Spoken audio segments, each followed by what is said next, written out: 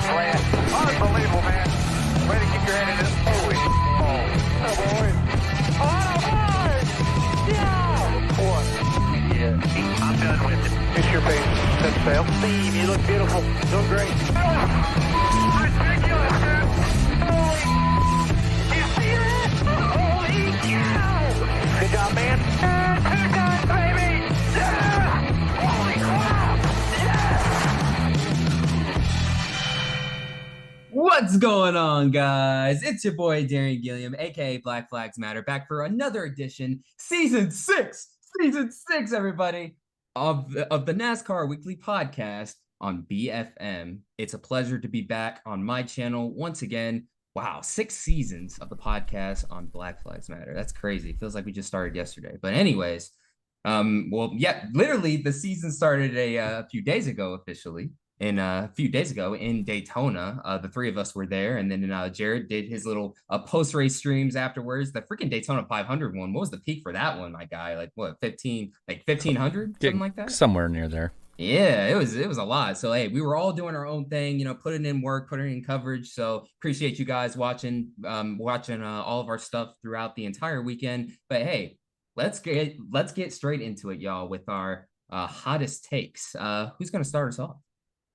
I guess I'll go first. I feel like I never really have a super hot take. I just have something I want to talk about. So Ricky Stenhouse Jr. I know we're going to talk a lot about him in a few minutes. We'll all give our take, but Ricky Stenhouse Jr. has a not so great of a reputation as a race car driver. Ricky Spinhouse, he's been known as in the past. But I want to kind of just throw this question out into the world. How does the Daytona 500 win change his legacy, if at all? Because I think we do forget that before he was Ricky Spinhouse, Ricky Stenhouse Jr. was a 2-time NASCAR Nationwide Series champion. He had a great year in 2017 when Roush gave him some really fast forwards on super speedways. He won 2 races. That's hard to do. There's not a lot of drivers that win multiple races in a single season in their career.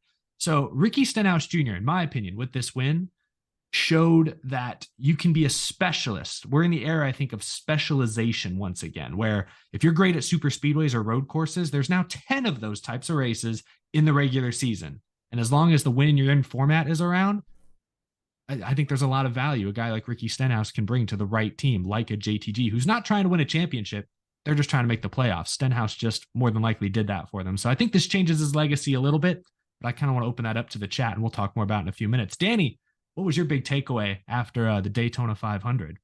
My takeaway is a fun one for me personally, and you guys, we're gonna play into the meme here a little bit. I got to give it up for the 48 team, Alex Bowman, starting off the year with a new crew chief, and props to him. I honestly doubted him to be able to get the front row for the Daytona 500 for a 6th year in a row. He got the pole award, started on the front row, but not only just that, he's, counting the Clash, the first driver to get a top 5 in both races this year. Got a top 5, was looking very strong in the Clash, was up in the front a lot of the Daytona 500, nearly won stage 2, and throughout all the chaos of that last lap in overtime, still managed to get 5th place in the Daytona 500. So hats off to him with his new crew chief. They're looking strong, and after sitting out pretty much the rest of the last year with a concussion, I think he's back and in a good way. So watch out for the 48 team this year, Hendrick. Danny, you're going to find this amazing. You did that take in 48 seconds. Whoa. Wow. Nice. That was not planned at all. But I guess since I'm talking, I think I'm going to give the hottest take tonight. And I know that a lot of people are going to disagree with me. And I'm not saying this because I think that this person is bad in a horrible sense of the word now and can't listen to him, anything like that. But I'm going to give a hot take and say this. I think Mike Joy needs to hang it up. So Mike Joy is still a very good commentator. But if you listen to the last lap of that race, there was no emotion. There was no energy. And yes, I can excuse it from Tony Stewart. Not as much from Clint Boyer because he's in the booth, but still an experience. But Mike Joy, the guy who's given us so many great calls through the years, having no energy on a race-deciding crash. And I still think he's good. He's a good storyteller. But also, the surrounding parts with him do not support his strengths anymore. And he's getting older. He's not going to get any younger. And I don't want him to get the same kind of crap thrown at him that guys like Darrell Waltrip did back in the day when he fell off, for instance. So I respect Mike Joy. I respect all he's done. I just don't think with the stop and go kind of broadcast that there is nowadays that they go to his strengths. And I don't think that, honestly, it's going to get any better with age. Daniel Suarez better cool it now. You had one race after the contract extension, and what do you decide to do? You not only decide to take out Kyle Busch once, but you basically ruined his other race, the main race, man. What is so yeah, like it's one thing for him to turn him in the duels and stuff. I get that. Like, all right, like, he freaking, he messed up. He, locked bumpers and all that stuff. But in the 500, bro, save the damn car, man. Why'd you have to? Oh man, Kyle Busch was so close. Was this close to winning, but oh man, hey Suarez, I don't know. Hopefully this doesn't become a regular thing where now that he's under a contract extension for the first time in his Cup Series career, that he starts racing in over his head. It's just Daytona, but I'm just saying let's cool it now. Let's cool it. But that was another one in 48 seconds. Look at us, efficient. Yeah. Not even planned. But anyways, starting to think I should have picked Bowman this weekend, but no, I did not. Yeah, but don't worry, we'll get into those picks later on in the show. But guys, I just put up the latest poll. Who had the hottest take, by the way? And I think Jared's gonna win that by a landslide. Can we talk about Jared's take for just a moment? I do. Oh, go ahead. Because go ahead. Okay. I don't fully agree that Mike Joy was the problem. Now, granted, I only watched about. I only watched. Okay, yeah, but I wouldn't even say I would put more of the blame on Tony Stewart and Clint Boyer. I think Mike Joy's job is what you said, is to be a great storyteller. And the little bit I watched, sure, he'd have a hiccup here or there. I'm sure he got some little facts slightly wrong, dates maybe slightly off. Who knows? He'll slip here and there for sure. He's at the end of his leash, no doubt about it. But that last lap, I was outside. I was out on the grid watching the last lap, so I did not hear the Fox call of the last lap crash and finish under yellow. But when I went back a couple hours later and watched the replay, I put out a scorching hot tweet that I then deleted and clarified in my video because I didn't like how scorching hot it came across. But that was shit. Clint Boyer is garbage. Mm-hmm. Tony Stewart, get him. He and Danica have the next 3 races. They are terrible. I do not want them near the Fox microphone because it's the last lap of the Daytona 500. Guys, just a 10-car crash at the front of the field, and they both sound afraid to speak. But Clint Boyer's line of, oh, he got turned. So like sound like that, like he's afraid to wake his mom up. This is where I like that I've felt that before. Like you don't have to start yelling and going, oh, you don't have to do that. But like the NBC that's a sound clip right there. With Rick Allen and Dale Jr., they at least upped their voice an octave a little. Alan Bestwick was great at that. He didn't start screaming, but you just heard that slight shrill in his voice. That to me adds so much to the viewing experience. It feels like a movie when these guys get the call right, but when they blow it collectively, as they did at the end of this year's Daytona 500, like that's when you have the most eyeballs. But that's the clip that's going to be replayed on the news shows the next day. I didn't argue against that. I didn't argue against that. No, but I'm just arguing Clint Boyer and Tony Stewart. The bits that I watched were uninspiring. Yeah, uninspiring. Catch your breath, bro. Catch your breath. My part of my take with that is Mike Joy. Mike Joy is still good, and he was good throughout the race. For the bad delivery that was given to him by the production, he was good. Clint Boyer has been in the booth for 3 years. Tony Stewart's been in 3 races. Mike Joy's been in there for 40 years. In that moment, I think Mike Joy would say the same thing. In that moment, it is up to him to take control of the situation, take control of the booth, and run the broadcast from there. And in that moment, he let, in the very smallest little mouse pipsqueak voice possible, Clint Boyer take control of that broadcast. So that's why I say, for Mike Joy, he's good throughout the race. Just like I think a lot of older, in the late 90s, I see all these replays, and you have older announcers who are good throughout. But at the end now, when it's money time, I'd honestly say since 2018, it's been becoming more and more consistent where Mike Joy either doesn't have a call to give, the rest of the booth kind of takes control, or it's something, like that. Because I've argued for a while that I don't like the 2018 call to the finish. But I still think throughout since 2018, he's been a very good announcer. I mean, was it 2020? He had a couple at the start of like speeches, basically at the start of broadcasts that were just give you fantastic. chills. Yeah. I in this time, if Fox wants to shake things up and put people in positions that are the best for them, take Chris Myers out of the Hollywood Hotel or wherever they call it now, and have Mike Joy down there the way that Ken Squire was towards the end of his career. Move people where their strengths are.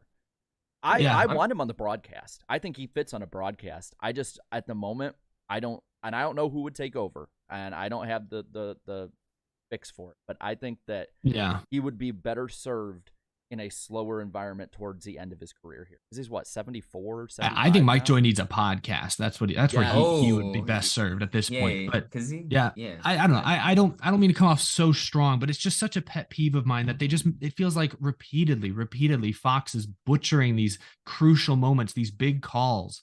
And it was Boyer and Stewart at the end there. They just sounded afraid to speak. Last year, I just remember the finish of the Daytona 500. They're coming out of turn 4. Runs are being generated. And Clint Boyer is mumbling about, I don't think he's got enough of a run. Like, that's what he's saying into the mic on national TV. This is turn 4 of the Daytona 500. So it's 2 years in a row. Boyer has blown the most crucial lap of the race. I want him gone. I'm tired of Clint Boyer. I don't know who you're playing. Put Harvick in there in place of him. I want him gone. Even when, it just sounded like he was speaking incoherent nonsense, at least Darrell Waltrip would put energy into it. Yeah. And I don't like the screaming and but I just need some intensity. People meme it, but Dale Jr.'s car on the wall. I got a car on the wall. It gets your attention. Not everyone's gonna like that. Some people think it's too shrill, too jarring. I get that, but we need some energy. Please make it feel like the last. And I also want to blame the production team, because where's the crowd audio? I heard complaints of this at the Clash, but everyone just wrecked on the last of the Daytona 500. Can we get some sort of just white noise of people going, oh, because it's out there. You can hear it on pit road. You can hear it when you're in the stands. People react. Can we get a mic in there? Half a dozen people, you guys included, texting me from inside the track, from the grandstands, telling me about the energy. I'd never felt this energy at Daytona. And some people had been going for 15 or so years, or some people who'd been going for a while, been like, oh my gosh, this is almost like early 2000s energy. And even the flyover had more energy because they kept circling around and doing tricks before the race. We wouldn't know. They didn't show it on TV. There was no crowd noise at all. Fox completely fumbled the bag on this. At one point, one of the jets was coming through, and it was doing that thing where it looks like a sonic boom was coming off of the jet. And it breaks the sound barrier. Yeah, you felt it tickling your ears. It was pretty cool. So really quick, I'm gonna rein this back in because I just realized we were talking about this for 14 minutes, bro. 14 minutes well, we did say before the show that we don't have a whole lot to go off of besides the Daytona 500. So that's why I let y'all go. We can get off. It's just a pet peeve of mine. Hey, don't worry, we got a lot. We got a lot to talk about, though. Don't worry. As far as the Daytona 500 is concerned, first off, the at the track atmosphere was unbelievable. Being in the infield and stuff. I'll start off with Danny B here. Danny, just what were your thoughts at the at the track atmosphere throughout the entire weekend? That was actually what we were talking about, so we didn't have to bring it back in. But anyways, being there, it was really cool. I've been now to 3 Daytona 500s. This is the first one I really felt like I got to get a really proper experience on the inside and see everything that was going on. It's just good to connect with some of the people in the industry, see some of the fans of the show and our channels. We'd see some of them every now and again. And then just before the race, it was just so cool. Lots of celebrities there, lots of big names. Pete Davidson. Pete Davidson was walking around. Mr. Beast, I never saw him down in the infield area. I think he was up in a suite, so that explains why we didn't see him down there. Alvin Kamara was there. Charlotte Flair from WWE was there. Just lots of celebrities all around the racetrack on that day, and then just everyone was excited, and it was get the season started. For points, that is, the season was already started in LA, but just got it going, and it was just overall a great at track experience. It was full from the stands down into the garage area. You really didn't want to stay in the pit area that much because there was just so many people there. And then I was when it was coming down into final laps, me and Claudia, we were actually standing in the pit of Kyle Busch because we were at that point. I was kind of, I mean, I picked him anyway, so I was kind of hoping to see him win it. And also, we were right behind Samantha Busch, and I had a short that I put up where you just saw her just swaying back and forth, back and forth, back and forth. She was just so anxious and was like, "Is he going to win? Is he going to win? Is he going to win?" Nope. And then, sadly for her and Kyle, nope. They would have won it in 1998, but no, it was even though they lost, it was kind of interesting being there in that moment to see that. Yeah, and you spoke to earlier about, about damn, like the track was like full and stuff. Like it was like they must have completely sold out the infield campers this year because there was no room. And I know the 500 is sold out for what is it, 8 straight seasons now? Well, they had to build extra temporary seating, I saw. Yeah, like there was just so many more people this when year. we were leaving the track, we were actually almost kind of stopped by a large crowd that was like doing like wheelbarrow races or something like that. They're almost in the way. There was just a lot, but especially during the pre-race stuff, I'm like, wow, it was crazy. And then I ended up using Eric as my own personal selfie stick. I'm like, hey Eric, take a picture for me. Put the picture on. Yeah, I did it. Yeah. To get the whole crowd in the shot, you had to get up high. I mean, it was last year was my first Daytona 500, and it felt big. It felt like a big game. Like you looked out over the grandstand, you're like, dang, that is full. That's 100,000 people right there. You walk around the infield and you're like, yeah, there's an energy, there's a buzz. This doesn't feel like just any other NASCAR race. But this year, especially when you went inside the track, you mentioned the campgrounds. Yeah, even at night, they were full. It was tough to get out of the track sometimes. But the day of the race, it was, there's a lot of space on that grassy infield. There's a lot of space on pit road, on the front stretch, up on the banking. There was not much space to actually walk, all basically 2 hours leading up to the green flag, which I thought was remarkable.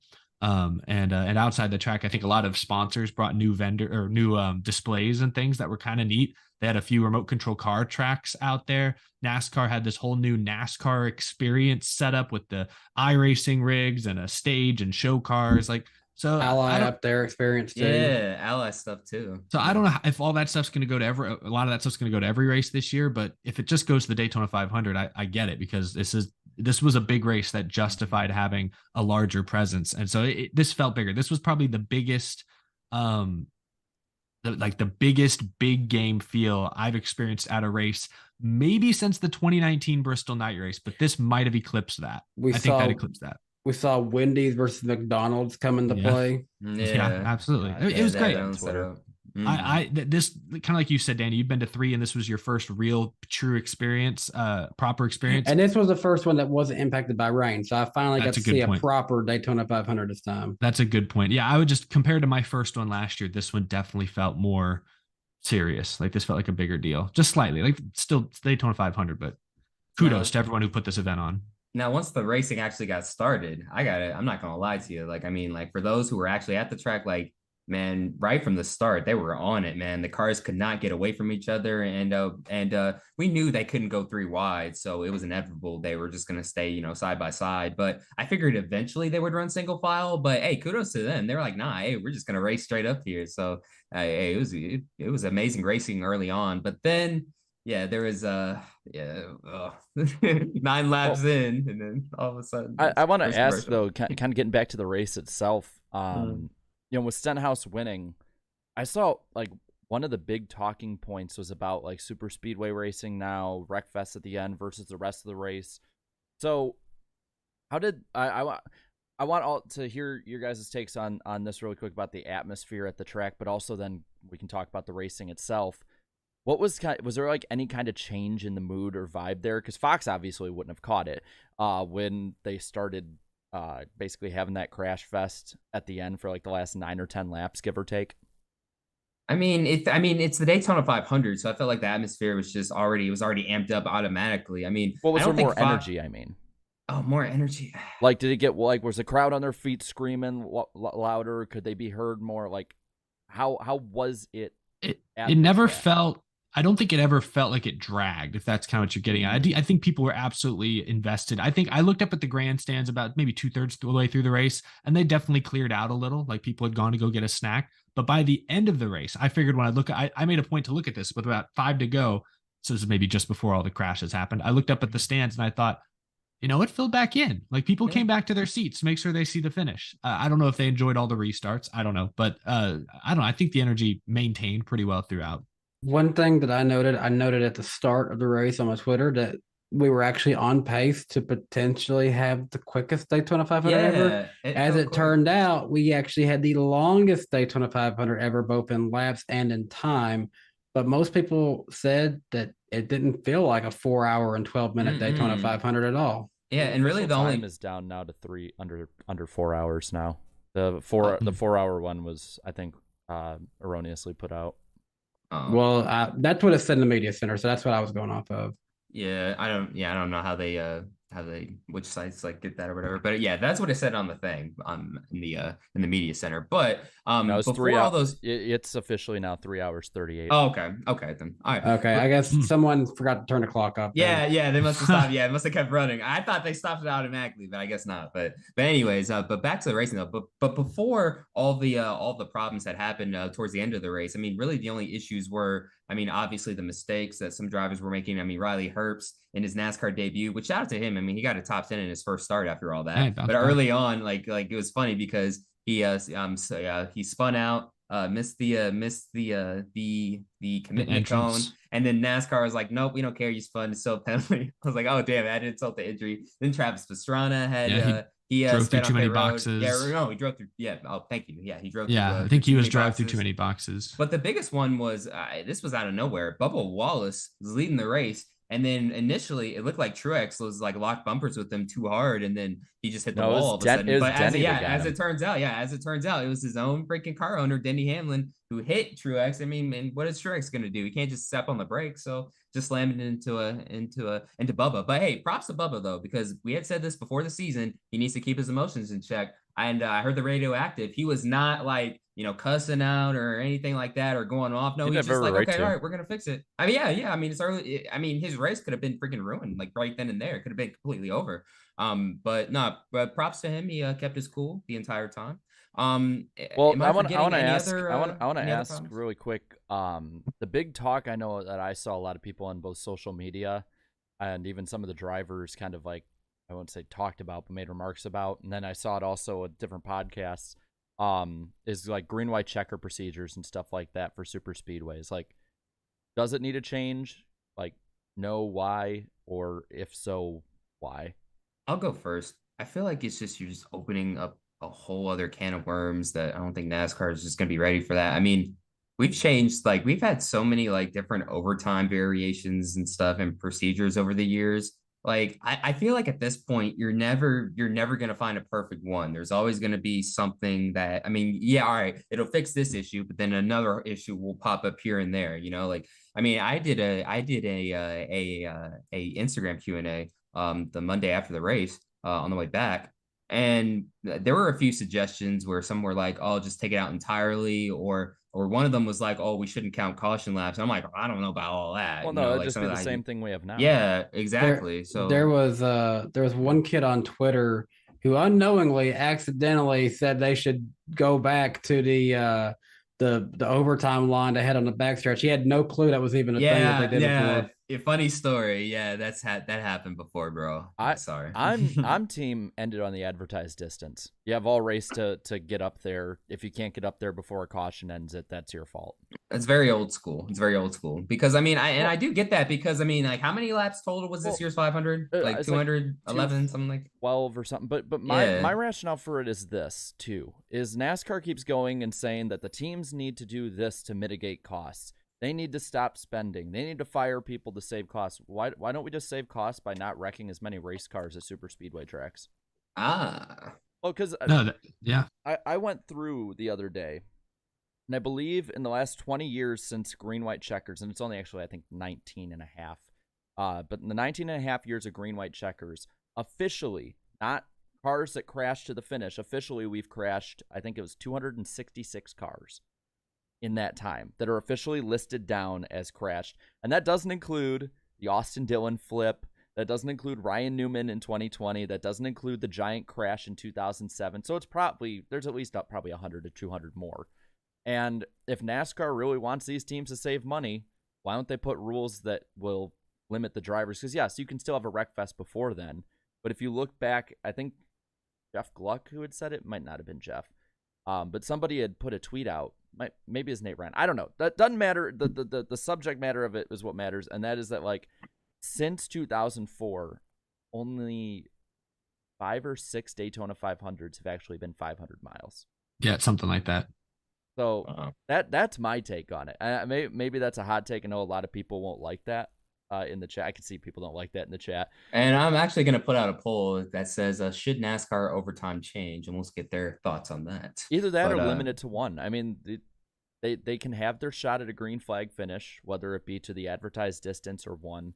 But if they're just going to keep crashing because they pull dumb moves or the cars can't handle it, NASCAR needs to step in and be the adult. I'd be okay with one overtime. So, like, I'm all for ending the race at the advertised distance. And I think your argument of, well, we wreck less cars. We have junked a lot of cars across Cup, Xfinity, and Truck the last few years at these super speedways in overtime. But yeah, my head immediately goes to one of y'all mentioned a second ago, the unintended consequences. You know, we've had this come up in the Indianapolis 500 in recent years where caution comes out with 5 to go. Well, get the sweepers out. Hurry, we need a restart. Get the sweepers out. Nope, it's going to finish under yellow, even though the wreck happened on lap 195. And I don't want that that's going to happen. I mean, that kind of would have happened. I guess when did the Suarez spin happen? Was it 197 or 198? I think it was 198. Coming to 99. Yeah, 198. Yeah. Okay, so that's a little different, but it would have ended it. And that was close enough that I think most people would have been like, oh, that sucks, but I get it. But I think that's how people view this year's. I think the current rule where if you crash on the lap, the caution comes out on the last lap, field is frozen at the moment the yellow comes out. I think that's easy enough to understand. If this was your first Daytona 500, you've never seen that rule in action, then it probably took you a second to be like, oh wait, so it's over. But now that you've seen it once, you'll understand it every other time, every other race you watch. So if they want to limit it to one overtime, because I think we got 2 overtime attempts this year, I'd be okay with you get one chance. You guys screwed around once. I'll give you one more, chance to fix it. It's like one fast repair in iRacing. I'll give you one. But if you screw up again, we're just going to end it. I'd be okay with that. But I'm okay with one overtime just so we avoid the drama of, oh my gosh, can they clean up this wreck fast enough? I don't want to see big races, especially, come down to that controversy. Yeah. I just, for me, it's, and granted, again, all of these things can all happen without green, white checkers. I don't like when the Daytona 500, our big race, just turns into well, how many restarts are we going to have? Because NASCAR has we have the unlimited restart rule, and it gets to a point of absurdity. Because I feel like if we had one green white checker, and they crashed on the backstretch where they did, that was it. We gave it a shot. NASCAR can say they gave it a shot, and exactly. You blame the drivers at that point. Yeah. Again, I'm still team advertised distance, but if we're gonna come to a compromise, because I think there needs to be one. That's it. I agree. I'm with you there. I'd be all for that. And you especially and especially sucks because like the entire race, or most of the race, was pretty damn good, and then to have it end like that with like a few wrecks here and there, and then all of a sudden just people starting to make stupid moves. Like, I get all that. If it ends up that first overtime, if they did what we're proposing, one overtime, and it ended after that wreck on the backstretch, that was Stenhouse had just gotten the push to the lead, right? Yes. Yeah. He would have still been the winner, I guess. We just would have wrecked a few less cars. We would have wrecked at least 15 less cars. At least, in this case, and I know every race would be different. At least it would feel better because in that moment, Stenhouse was on the offensive. He was making the move to get the lead. Whereas the way this race ended, Stenhouse kind of got bailed out. He had kind of lost his momentum. It looked like the outside with, I think it was Logano and Kyle Busch and Bubba. It looked like they were about to get the big run, maybe push to the lead. Stenhouse kind of got bailed out as a result. But so I think that's part of why people left a bad taste, because it was shaping up to be a really good battle down the backstretch for the final half lap. Danny, it ended early. Well, I saw someone mention this in the chat. I'm kind of thinking it's not a bad idea. Maybe do a modification to it. They said just don't count caution laps. Well, I'm thinking maybe within 10 to go, don't count caution laps. And then if we get within 2 to go, just if it's 2 to go, it basically treat it as a green white checkered. But instead of green white checkered, if a caution comes out within 2 to go and you had to restart, that's it. That's over. I don't know. At this point, I feel like it feels kind of like just like overtime at that point. Yeah, I don't know. Not. I mean, I feel like I guess it's a way of a late race. I like the idea more if it's within 10 to go and a late race caution comes out. Just don't count the caution laps. You get more laps to decide it. Again, I mean, to my earlier point though, I just feel like look. I mean, we could talk about changing, overtime rules here and there and stuff. It's just there's always going to be something that pops up, no matter what overtime procedure popped up bring about up. 40 feet in the air for my rationale for this, because I was for the longest time team let's do a bunch of overtimes. Like 2010 Daytona 500 turned into an absolute shit show, but I loved that race. It was a good race. What changed my mind was on the third overtime attempt in 2020 when we had a needless crash that we didn't need, when it devolved to the point of absurdity, and Ryan Newman gets sent to the hospital. Because you just keep opening the door with the it's how it is with super speedways, and now with the next gen car with these kind of issues that Denny Hamlin and Bubba Wallace both have said are still prevalent in the car. I don't like putting the drivers in more danger. I don't like having the teams have to pay more and probably fire more people when they could just be not wrecking as many cars. There needs to be some kind of control to it, is kind of where I'm going with it. I think we agree. We just agree on different places. Right. And I mean, according to the chat, should NASCAR overtime change, it'll end at 73% saying yes. And we saw a bunch of their ideas in the chat. It's not 50-50. Yeah, not 50-50 at all. And over 200 people voted on that poll. So thank you guys. Really appreciate that. And well, back to some more racing topics as far as the Daytona 500 is concerned, man. So close. Kyle Busch, so close. So damn close, y'all. Eric, look, I'll ask you this, bro. Do you think at this point, I mean, is he ever going to win the 500, or is it just like just no luck? And I mean, and to some extent, we can also include Brad Keselowski in this conversation as well, because both Keselowski and Kyle Busch towards the end there, it was looking like it was going to be either one of those two battling it for the victory with help from both of their team cars. Chris Buescher for Keselowski, Austin Dillon for Richard Childress Racing. Just at this point, what does Keselowski and KFB have to do to win the Great American Race? Well, I think Brad, and I know they're about the same age, so they're probably going to each race for a few more years. They're going to have at least 3 or 4 more chances, probably, if not more.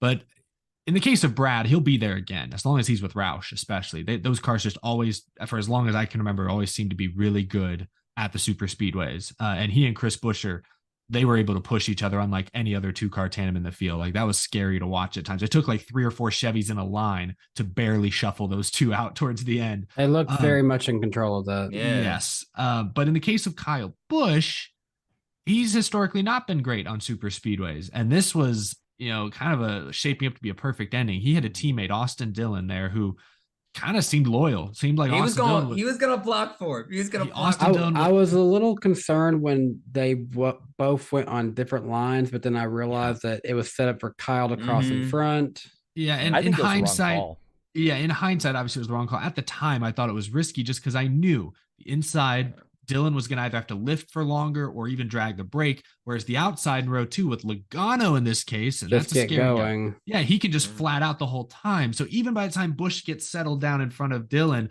that outside has a slight head start. So I figured it was a risky move. It was going to be risky either way. But obviously hindsight, I think they probably wish they did something different. But yeah, Kyle Busch will have another chance, but this was his best chance he's had in a long, long time. And it's a shame that a lazy spin with 3 to go cost him. And some people debated whether that Suarez spin should or shouldn't have been a caution. Yeah. Now, I kind of wish it hadn't. I kind of wish it hadn't been. He got stuck in the grass. So but yeah, they hit the button right when he spun. They did hit it, or I think they hit it a little fast. But I wish it hadn't been a caution. I wish he could have straightened it out and just rolled on a pit road. Then they shouldn't have thrown a yellow. But the way it ended, how it did, I think it was a fine yellow. I think they called it a little early. But that's just me. Ironically, both Saturday and Sunday, it kind of ended in a situation where caution came out and you weren't sure exactly who won right then and there. Oh, I will mention this too. Fox did an awful job showing who had won the race because they set Denhouse and Logano were side by side. They never showed a still or anything whatsoever. So people were like, Logano was ahead. Why is Stenhouse winning? Well, even at the track, when Stenhouse was out there doing pull-ups on the fence, we still looked over at the podium and it still had Joey Logano as first. Yeah, I'll say this about settle that. Keselowski, I think the cars are carrying him because for some reason, just the Daytona 500, he either has bad luck or doesn't run well there. I don't know what it is. But no, this year, man, Keselowski. Those cars to me reminded me of like Kenseth and Biffle back in the day. Like, those cars were lightning fast. Like they could tandem. What was that? What was that run where it seemed like they were both in the top three, like year after year after year for a while? It was like 2010 to 2012 that they were in the top three every year. Kenseth and Biffle. Kenseth Yeah. finished no worse than third in 2012. Yeah. Yeah. Yeah, race. I think he They're had like getting an that- average finish of I Of think 2. yeah, and he was up front the whole time. But on Kyle Busch's front, I think he'll still have chances. But what this reminds me of is another finish he was involved in, 2008 with Tony Stewart. Stewart had the chance to block Ryan Newman and Kurt Busch, or go down with his teammate. Kyle Busch coming off the corner, cleared. He still was clear of the high line. Didn't have enough energy that if it hit him in the back bumper, he probably would have been fine. He doesn't go up and block Logano, ends up falling way back in the pack, loses a shot at the win. So, and he's not going to be any younger. He's, statistically has been falling off in his career. This might have been his last chance. And he's been trying 18 years, but I don't see him pulling a Mark Martin and run until he's 50, or just year after year being up front. So the only glimpse of optimism I'll give, because I agree, I think it's going to be tough to get a better chance than he had this time, is that he was in a backup car. So RCR brought 3 great super speedway cars to the track this week, and they only needed 2. So there's some optimism there. If he's obviously going to stick with RCR for at least a few more years, I assume, he's probably going to have good cars. Austin Dillon's won one super speedway race. He's won the 500. So he's going to still have good cars. So I'll say there's a chance he'll get to this position again, but it sucks to lose it when they were in such a good spot. I think you as a Kenseth fan and us as junior fans both can know just though how difficult it is to win this race. But one, because of just how hard it is, but 2, because of how good of drivers are there. I mean, I would honestly think, and I think it's being honest and saying that from the time in 2008 through to about 2016, Dale Jr. was probably the best super speedway racer. Up front, every Daytona 500, he only got 1 in that 9-10 year span that he raced at Hendrick, with the best cars out there from a lot of the time. So it's moves. I feel like moves like that are the ones that haunt drivers when they don't win it. Because Mike Joy was trolling Tony Stewart. Okay, I enjoyed this part of the broadcast. They're going on. It's like, we have Clint Boyer, who's finished 3rd in the Daytona 500, and Tony Stewart, who came so close in 2008. And I'm like, Mike, you were doing that on purpose. He's right there. To Dale Earnhardt Jr. And I'm like, dude, gosh, stop it. He's dead. Hey, but the clock is ticking. Clock is ticking for both. I'll give this to Kyle Busch's credit though. If Austin Dillon can win the Daytona 500 RCRs, then surely he can too. They both were driving. Yeah. I mean, they're both driving 3 cars. They were up there. I mean, I mean, that would have been funny if technically Kyle Busch was in the 30. Can we just say the fact that they already had 3 on that thing shows how confident they were with Austin Dillon? Yeah, I look, RCR. They got something cooking over there too, man. I mean, like their backup car, just that backup car was extremely fast. But it was funny that was clearly a number 3 underneath the wrap. I just think that's so funny. It's like just leave it blank. How easy is that? We're just getting ahead. But yeah, according to the chat though, asking will KFB and BK ever win the Daytona 500? 71% say yes. So I bet they said the same thing about Tony Stewart. Older ones, Rusty Wallace. They're still holding out hope. I just want to say I said no because the question's word is and. I don't know if and is correct. Yeah, one of them might, but not both. Come on, Darian, get the punctuations right. Yeah, the grammar. We'll get there. But anyway, moving on though, it was a strategy-filled race though. It was a strategy-filled race, and I feel like the manufacturers who played out the strategy the best during the early portions were without a doubt the Fords, because it felt like on those long runs, man, the out of the top 10, like the top 8 or the top 7 or 8 were they were just Ford drivers, and really, I mean, RFK, I mean, they were the most dominant Fords, it seemed like. But then you also saw Eric Almirola come up there, and Ryan Preece really surprised me. Yeah, like I didn't expect Preece to run up front that much, but there's some hope there. Part of what helped the Fords keep some of their track position after strategy. Remember, I guess Allmendinger and a Chevy did this early on, but he did it to avoid going a lap down. But remember Ryan Blaney when the two packs sort of converge. The wild blocks he made on the tri-oval. He blocked like 2 lanes at once. Yeah. Kind of that it worked, kept Ford. It kind of defended the Fords a little bit, but man. Yeah, and Ryan Blaney ended up insulting him on the radio. Yeah, well, it was funny. Afterwards. Blaney saw Allmendinger's move and said that was freaking stupid. It was. And said, well, it worked for him. I guess I'll do it too. Can't be that stupid, huh? I mean, I ripped on like the wrecking at the end and the overtimes and stuff, but I had to say this was the first 495 was honestly in my top 2 or 3 Daytona 500s. Like, I loved the strategy moves. I loved that for most of the race until I think that first really big wreck, they were pretty clean throughout. They were aggressive, side by side, but you could move through the pack. You had comers and goers, dominators. Like, you had just about anything you would want in a Daytona 500. And the strategy part and watching these green flag pit stops, and that first green flag pit stop, first thing I think I tweeted is like, somebody is going to ruin their race right here. It's like Travis Pastrana goes through too many pit stalls, and Pastrana ended up actually being in contention for the win when you watched the end of that race. He's in the top 10 on the last lap. Yeah, he was drafting with his teammate in the 23, and but I just because we don't get to see it as much in general, let alone a super speedway race. So to see strategy play that big of a factor. It was good. It was fun. Good. It was fun. Yeah, it was fun watching entire strategy and different strategies with drafting and who got out of pit road best connected with their drafting partners. Like I loved that. That is, and we saw it in the duels too. Yes. I mean, that one duel where Chevy just pit early and then lost some drivers due to penalties, and they faded and it kind of ended their race. Like strategy was. Yeah, the manufacturer alliances were very key all week long. So that was kind of fun. It was an added wrinkle. Even when they were just kind of riding too wide, stuck in gridlock, at least there was something there to still sort of track. So I agree. It was a good race. Yeah. Now, Jared, you had just said now you would put the first, you said 495 in your top 5, like 500 races ever. Okay. Now I got to ask this. Where would you put the famous commercial 500? Where'd you rank that among your races? Well, first we need to thank our spot. No, I'm kidding. Whopper Jr. We'll save that for later. Chopping like a billionaire. Oh boy. So we're getting to the ugly now. So now we're gonna get to the mega elephant in the room here. So the three of us we need to make sure that our I'm gonna pop one of our sponsors on to cover so we can make sure that they all know. This is welcome to NWP side by side, folks. No, it's not side by side. It's a full on takeover, takeover right now. Oh boy! There we go, right in the center of the screen, so everyone knows. All right, it hasn't pulled up for me yet. We are sponsored. Don't worry.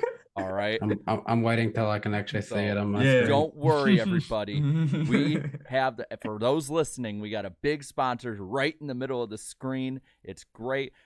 Eric, are those what brand is that? We do not fall to any kind of brand here. Presented by Monster Energy. There's actually a Girl Scout cookie. Yeah. I have a cherry Coke. You need to try it first. Let's see. JBL speakers. There you go. After I get done with the podcast, I like a nice pouch of Star-Kissed light tuna.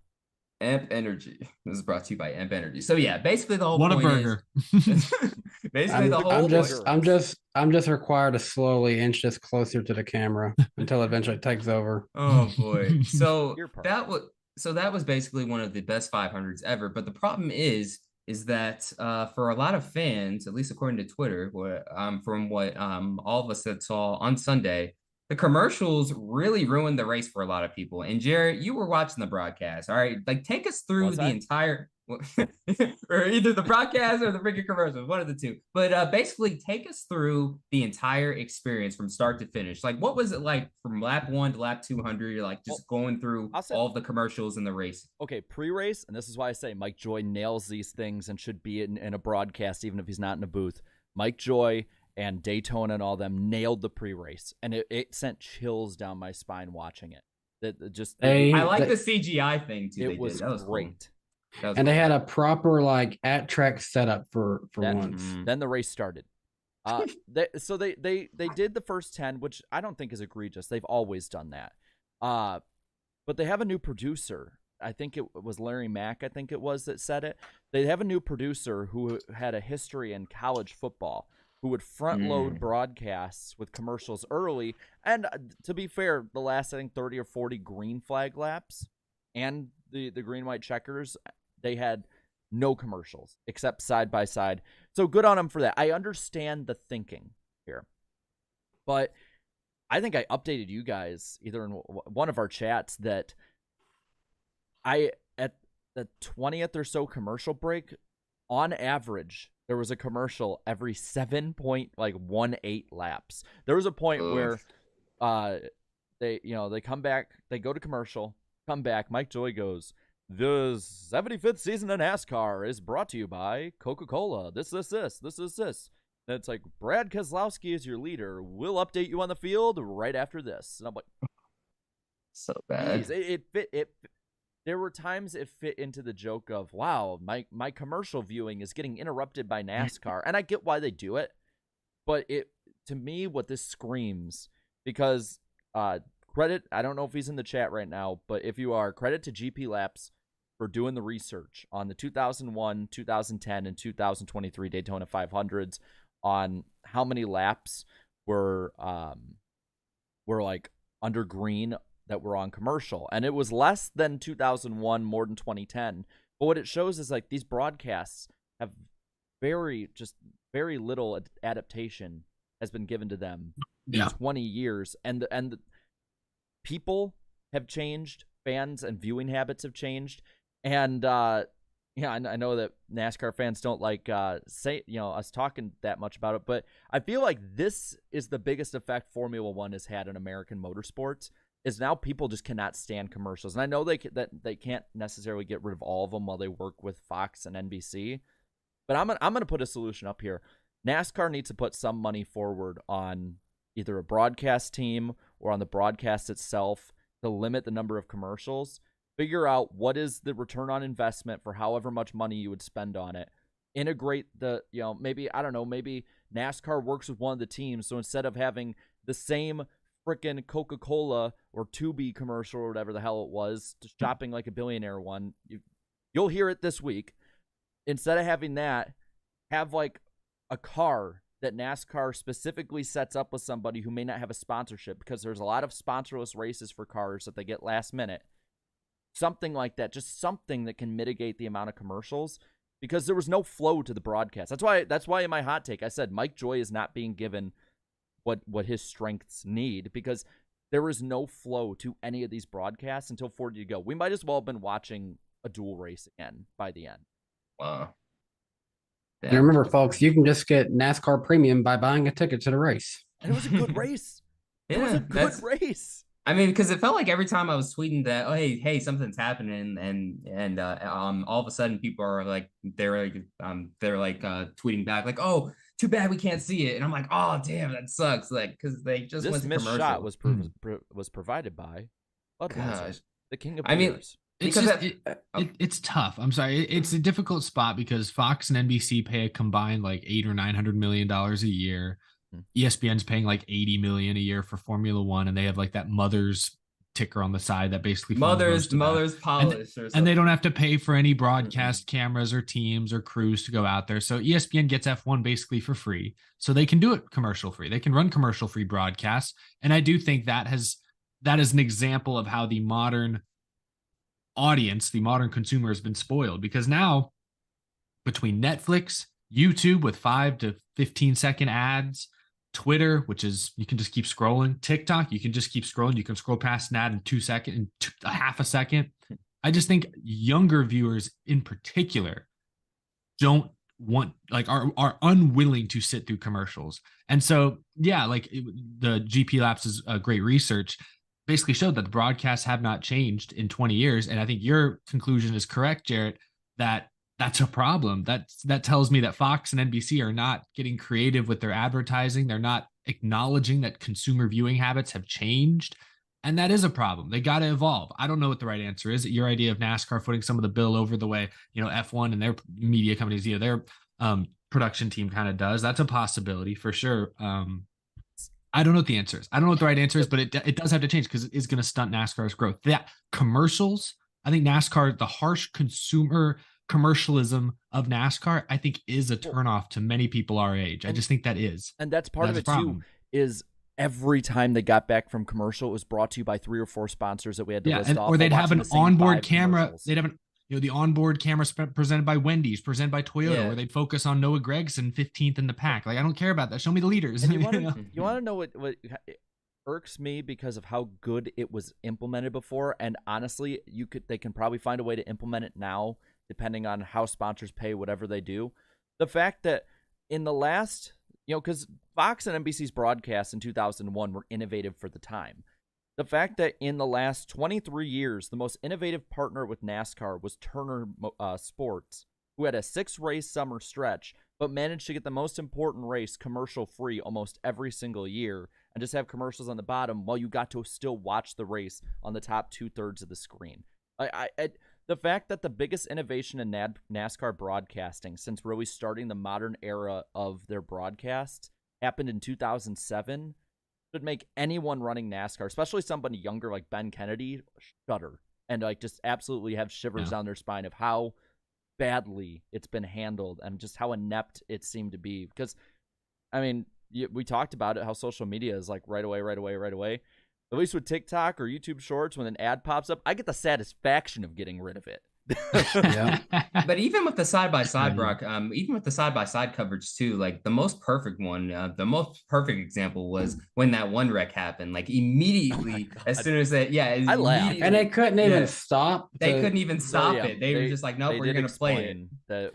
I don't know how it was run, but it was basically like based on how Fox signed it off with the sponsors that they could not break back. Oh my gosh! The one did in 2001, by the way. Yeah. I look at Mike Joy tweeted that advertisers don't pay as much for side-by-side ads. I think I've said this on the show before. I want there to be a study done.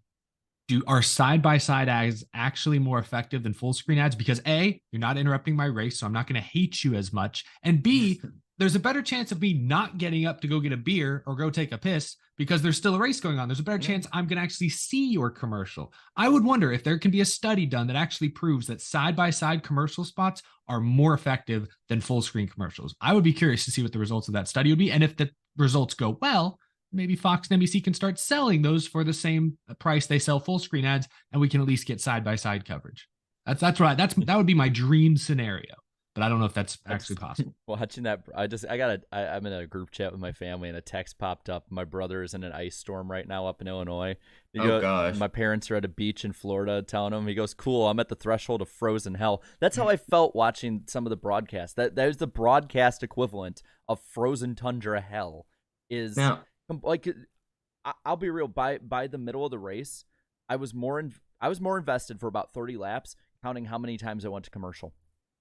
Now I want to ask you guys this too, because we saw a lot of this happening, not immediately after the race, but the following day after the race. Some of the industry people too, like they started, looking at some of this data stuff too. Like, what are your thoughts on like some of their opinions some of the fans are, they're complaining too much. Fox employees especially aren't going to go out and go, you're right, our broadcast was trash. Well, I'm okay with them explaining, like Mike Joy explaining, hey, here's why we couldn't do this, here's why this happens the way it is, and that's all fine. I appreciate the information. I appreciate the information. Yeah, but I don't want people to say, like, there are a lot of folks reacting to GP lapses numbers that say, see, we didn't do anything wrong, that's how it's always been. We did nothing wrong. But then back to Jarrett's original point, that's the problem. That's like, you need to account for the changing times. It can't be as you've always been. You do have to change it. You do have to evolve. And so I think some of the folks I saw in the industry who were reacting to GP lapses tweet in that respect were completely missing the point, unfortunately. Yeah, like, now it's one thing. I mean, the way Mike Joy, the way he approached it, I liked, because he was, giving facts, this and that and stuff. But then other people, they were just saying like all the fans are just complaining just to complain. And don't get me wrong, NASCAR fans are known to do that. But but this isn't one of those cases though. I do kind of a legit problem. I do want to kind of wrap this up by giving Fox some credit for a couple things. One, I do think front loading the commercials in theory was a good idea. I think in Yeah. the end, it kind of turned people off early on, unfortunately, that maybe didn't stick around for the end. But in theory, that does make sense. That's logical. I also will give them some credit for tweaking the onboard tiny cameras during the weekend. The sensor bar, the blur, was way too big and inconsistent during the duels. They did go back and modify it. They fixed it. It was not nearly as intrusive during the race. So that actually became a kind of a cool camera to go to. So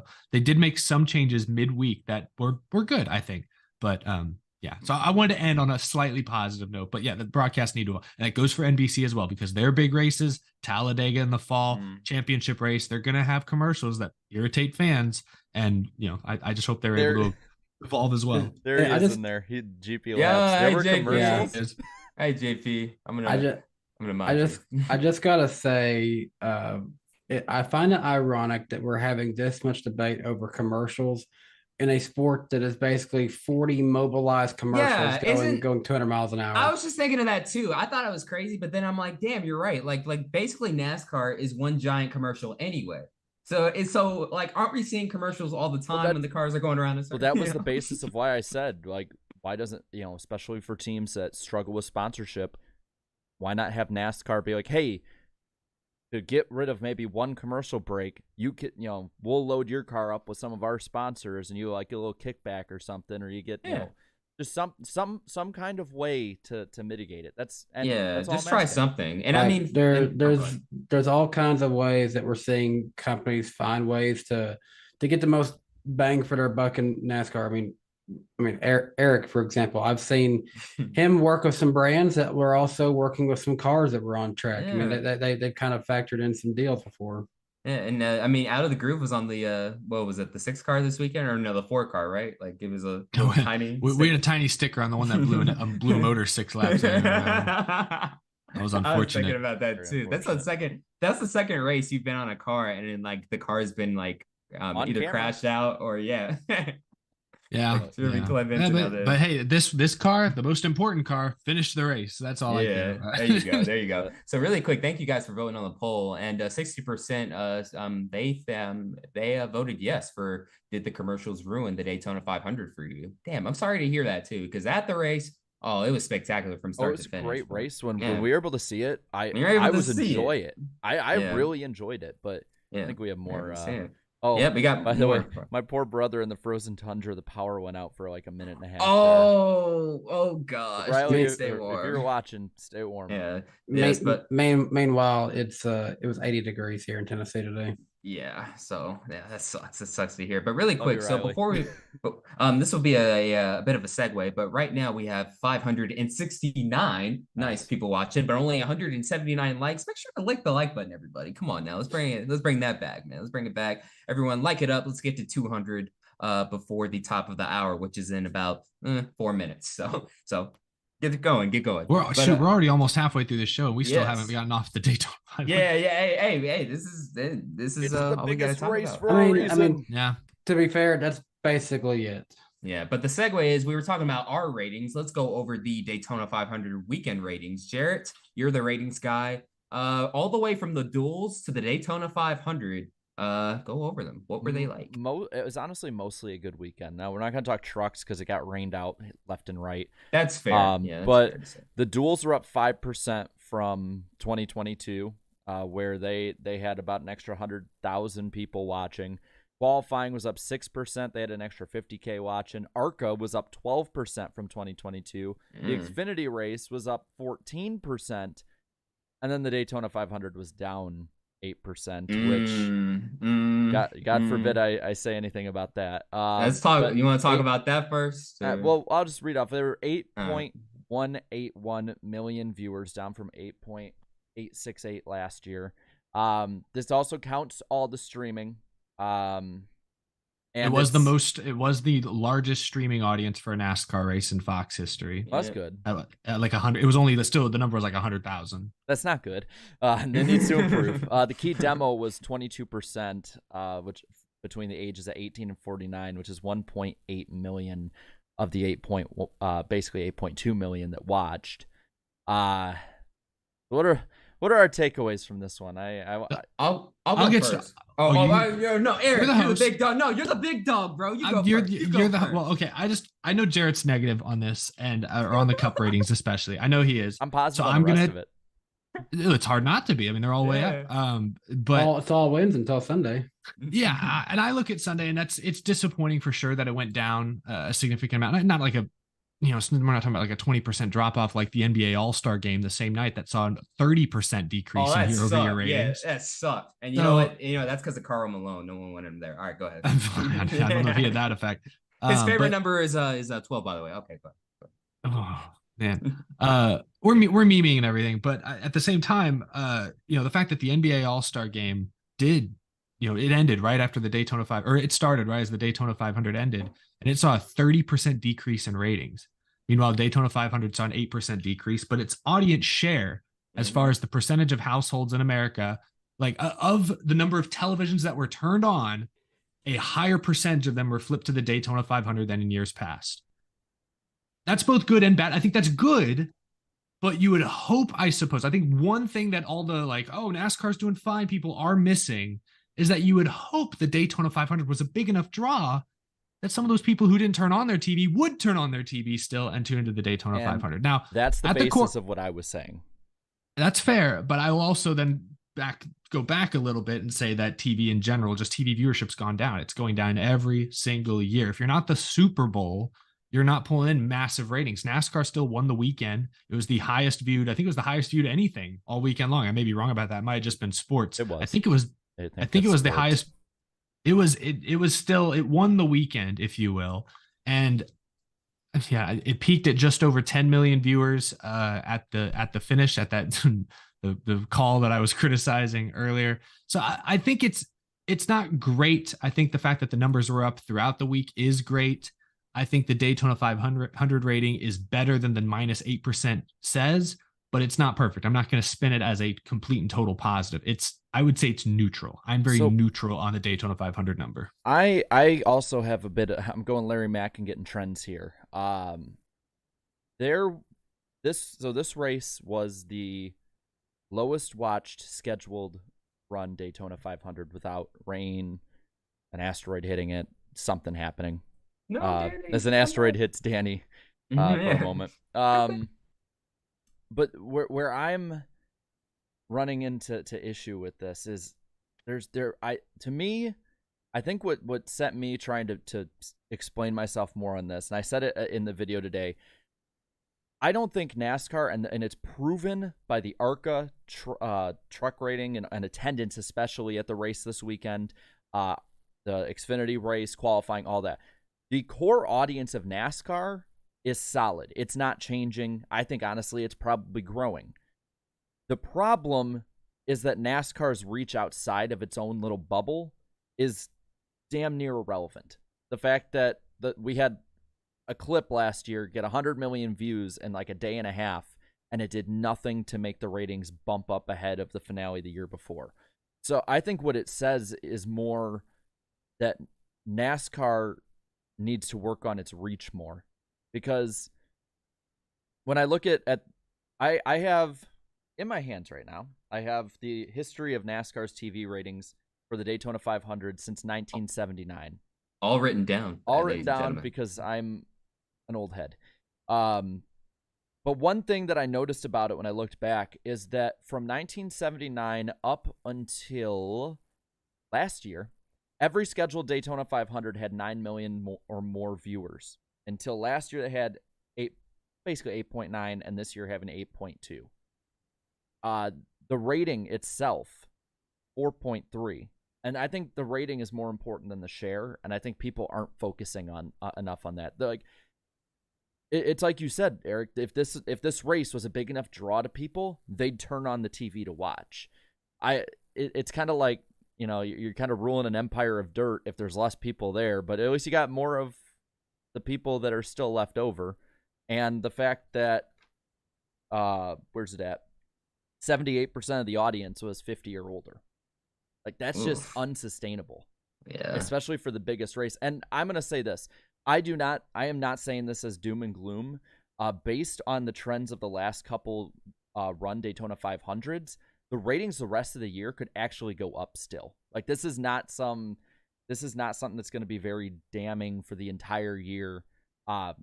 Based on the trends of the last 5 Daytona 500s that have run scheduled, the next race is about, give or take, 40 to 48% lower, which means that a majority of that range, if Fontana were to hit that, would be an increase actually from last year, which I think is fully possible because, like I said, I think the base is there. I struggle to see the huge positives that people are trying to spin it with. Especially the one that surprised me was Denny Hamlin, like trying to make it seem like it was a really good thing. We lost 700,000 viewers year over year. I mean, it's nothing to brag about. I mean, it's not a W. It's not the end of that's the world, for sure. Yeah, it's not. Yeah, but it's not all gloom and doom though. However, and somebody in the chat just pointed out the peak was 10.2 million at least though. I mean, that's good. It just speaks to me that as TV dies and more entertainment options continue to be available, because 15 years ago YouTube and TikTok weren't a thing. The internet was barely a thing, for example. Netflix wasn't really. I think Netflix wasn't at 2007. When did it become the Netflix we know today? Like 2010 or something? They were still freaking delivering DVDs. Exactly. So like just there are far more entertainment options available today than there were 15 or 20 years ago. So once again, like just as we talked about, Fox and NBC need to evolve their broadcasts. I do think NASCAR needs to evolve their product, and they're trying to emphasize social media more, and they're not gonna flip a switch and resonate with all the 16-year-olds overnight. But they do have to just start spreading their footprint a bit more. And I think teams are starting to figure that out. They're enhancing their hospitality at the track. I think Trackhouse was the first to do this. They added more like lights and nice chairs. This week, all the teams had big banners up in the garage and extra decals and things. And there was a lot of VIPs and guests, like sponsored guests at the track. So the in-person experience, the social media presence, you're just going to have to expand everything that's outside of TV as TV continues to dwindle, because I think this day and age, there's only a handful of must-see, can't-miss television events on American television every year. Super Bowl, maybe presidential debates, probably. That's presidential debate. That's not every year. I would say the opening night of the Summer Olympics, maybe, but that's it. And you would kind of hope, obviously you're not going to get 100 million viewers for the Daytona 500 ever again, but you would hope that like the Daytona 500 could at least be in like that, and like NCAA national title game territory, or it could be maybe in that World Series Game 7 territory. Actually, it might be. I don't know what kind of ratings the World Series is getting this year. It might be the same ballpark. They're in the high teens, I think. Yeah, I think they're in the teens, so it's not quite there. It's not there. Like you would hope you could break into that echelon where you are among the must see. Every sports bar in America is tuned into your show one night a year. And right now, I don't think the Daytona 500 has that. So I'm not going to get too upset about the ratings. The audience share going up is a good thing, but it's just, how do you get those people who didn't turn on their TV to turn on their TV? And that's where you're missing. Jesse Potts brought up something good in the chat. It makes me wonder how many viewers are pirating the broadcast now. There's so many ways to illegally get a stream these days. Thousands on Twitch. Is the World Cup that big in America? What kind of ratings does the World Cup get in America? I mean, like soccer. I mean, their presence is starting to grow. More than usual. Because I said American TV, one, though. It might be big. Like I don't know if you guys know this, but there are. I don't know how to find them. I'm not going to tell people how to find them. There are pirated streams. There are pirated streams on Twitch with thousands of people watching. Yeah. I wanted to know if this would happen, and I didn't get a chance to really pay attention.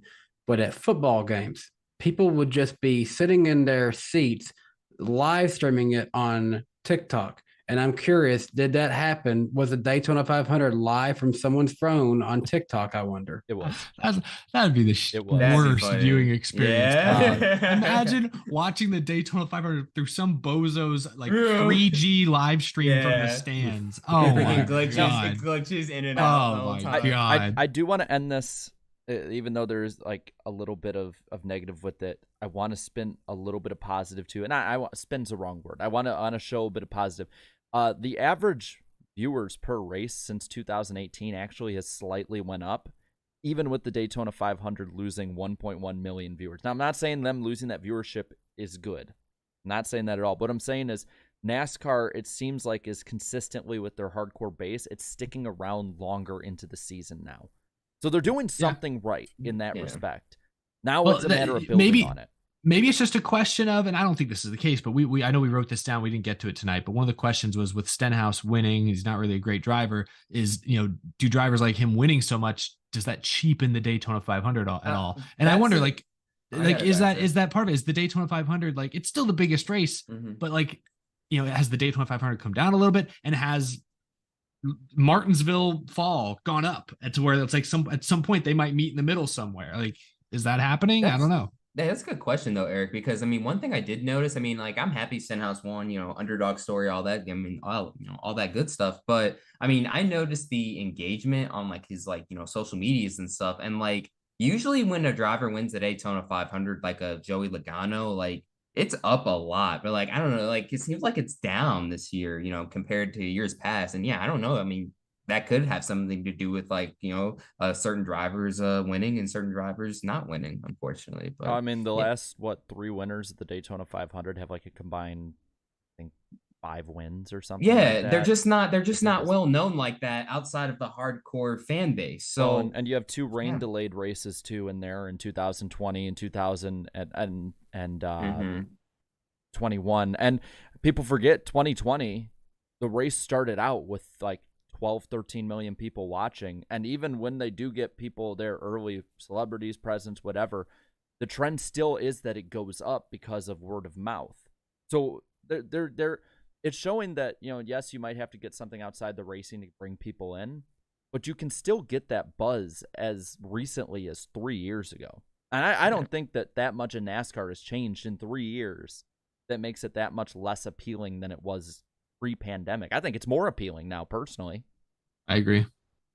But yeah, I think that just about does it with the ratings deal. But back to our own personal ratings, it's time for the poll, the famous iceberg poll on the NASCAR Weekly Podcast. I love how Darian tries to stay quiet and still blows his mic out. I blew it out again. Gosh. Sorry, buddy.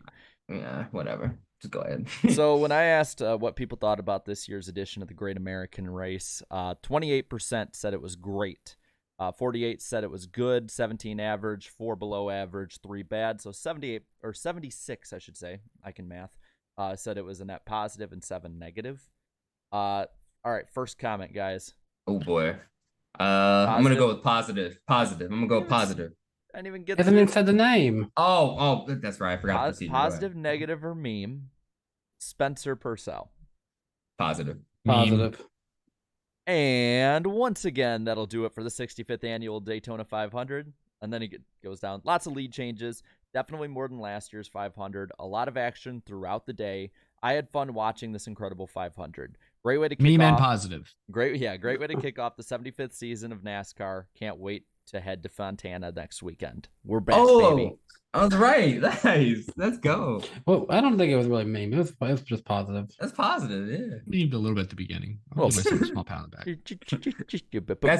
That's my own little personal there. But yeah. Look at a couple of these. We've been going long. We gotta look at what the people are saying now. That's the latest we've ever gone. We still have to talk about Xfinity and trucks. Yeah. Yeah. So right, I'll read the good first for Austin, good for Zane. Done. I'll read the first couple here, though. Isaac said the worst part about all the commercial breaks is that they consistently took away from the great entertaining racing we had. Let's hope they allow more side-by-side commercials with the new TV contract.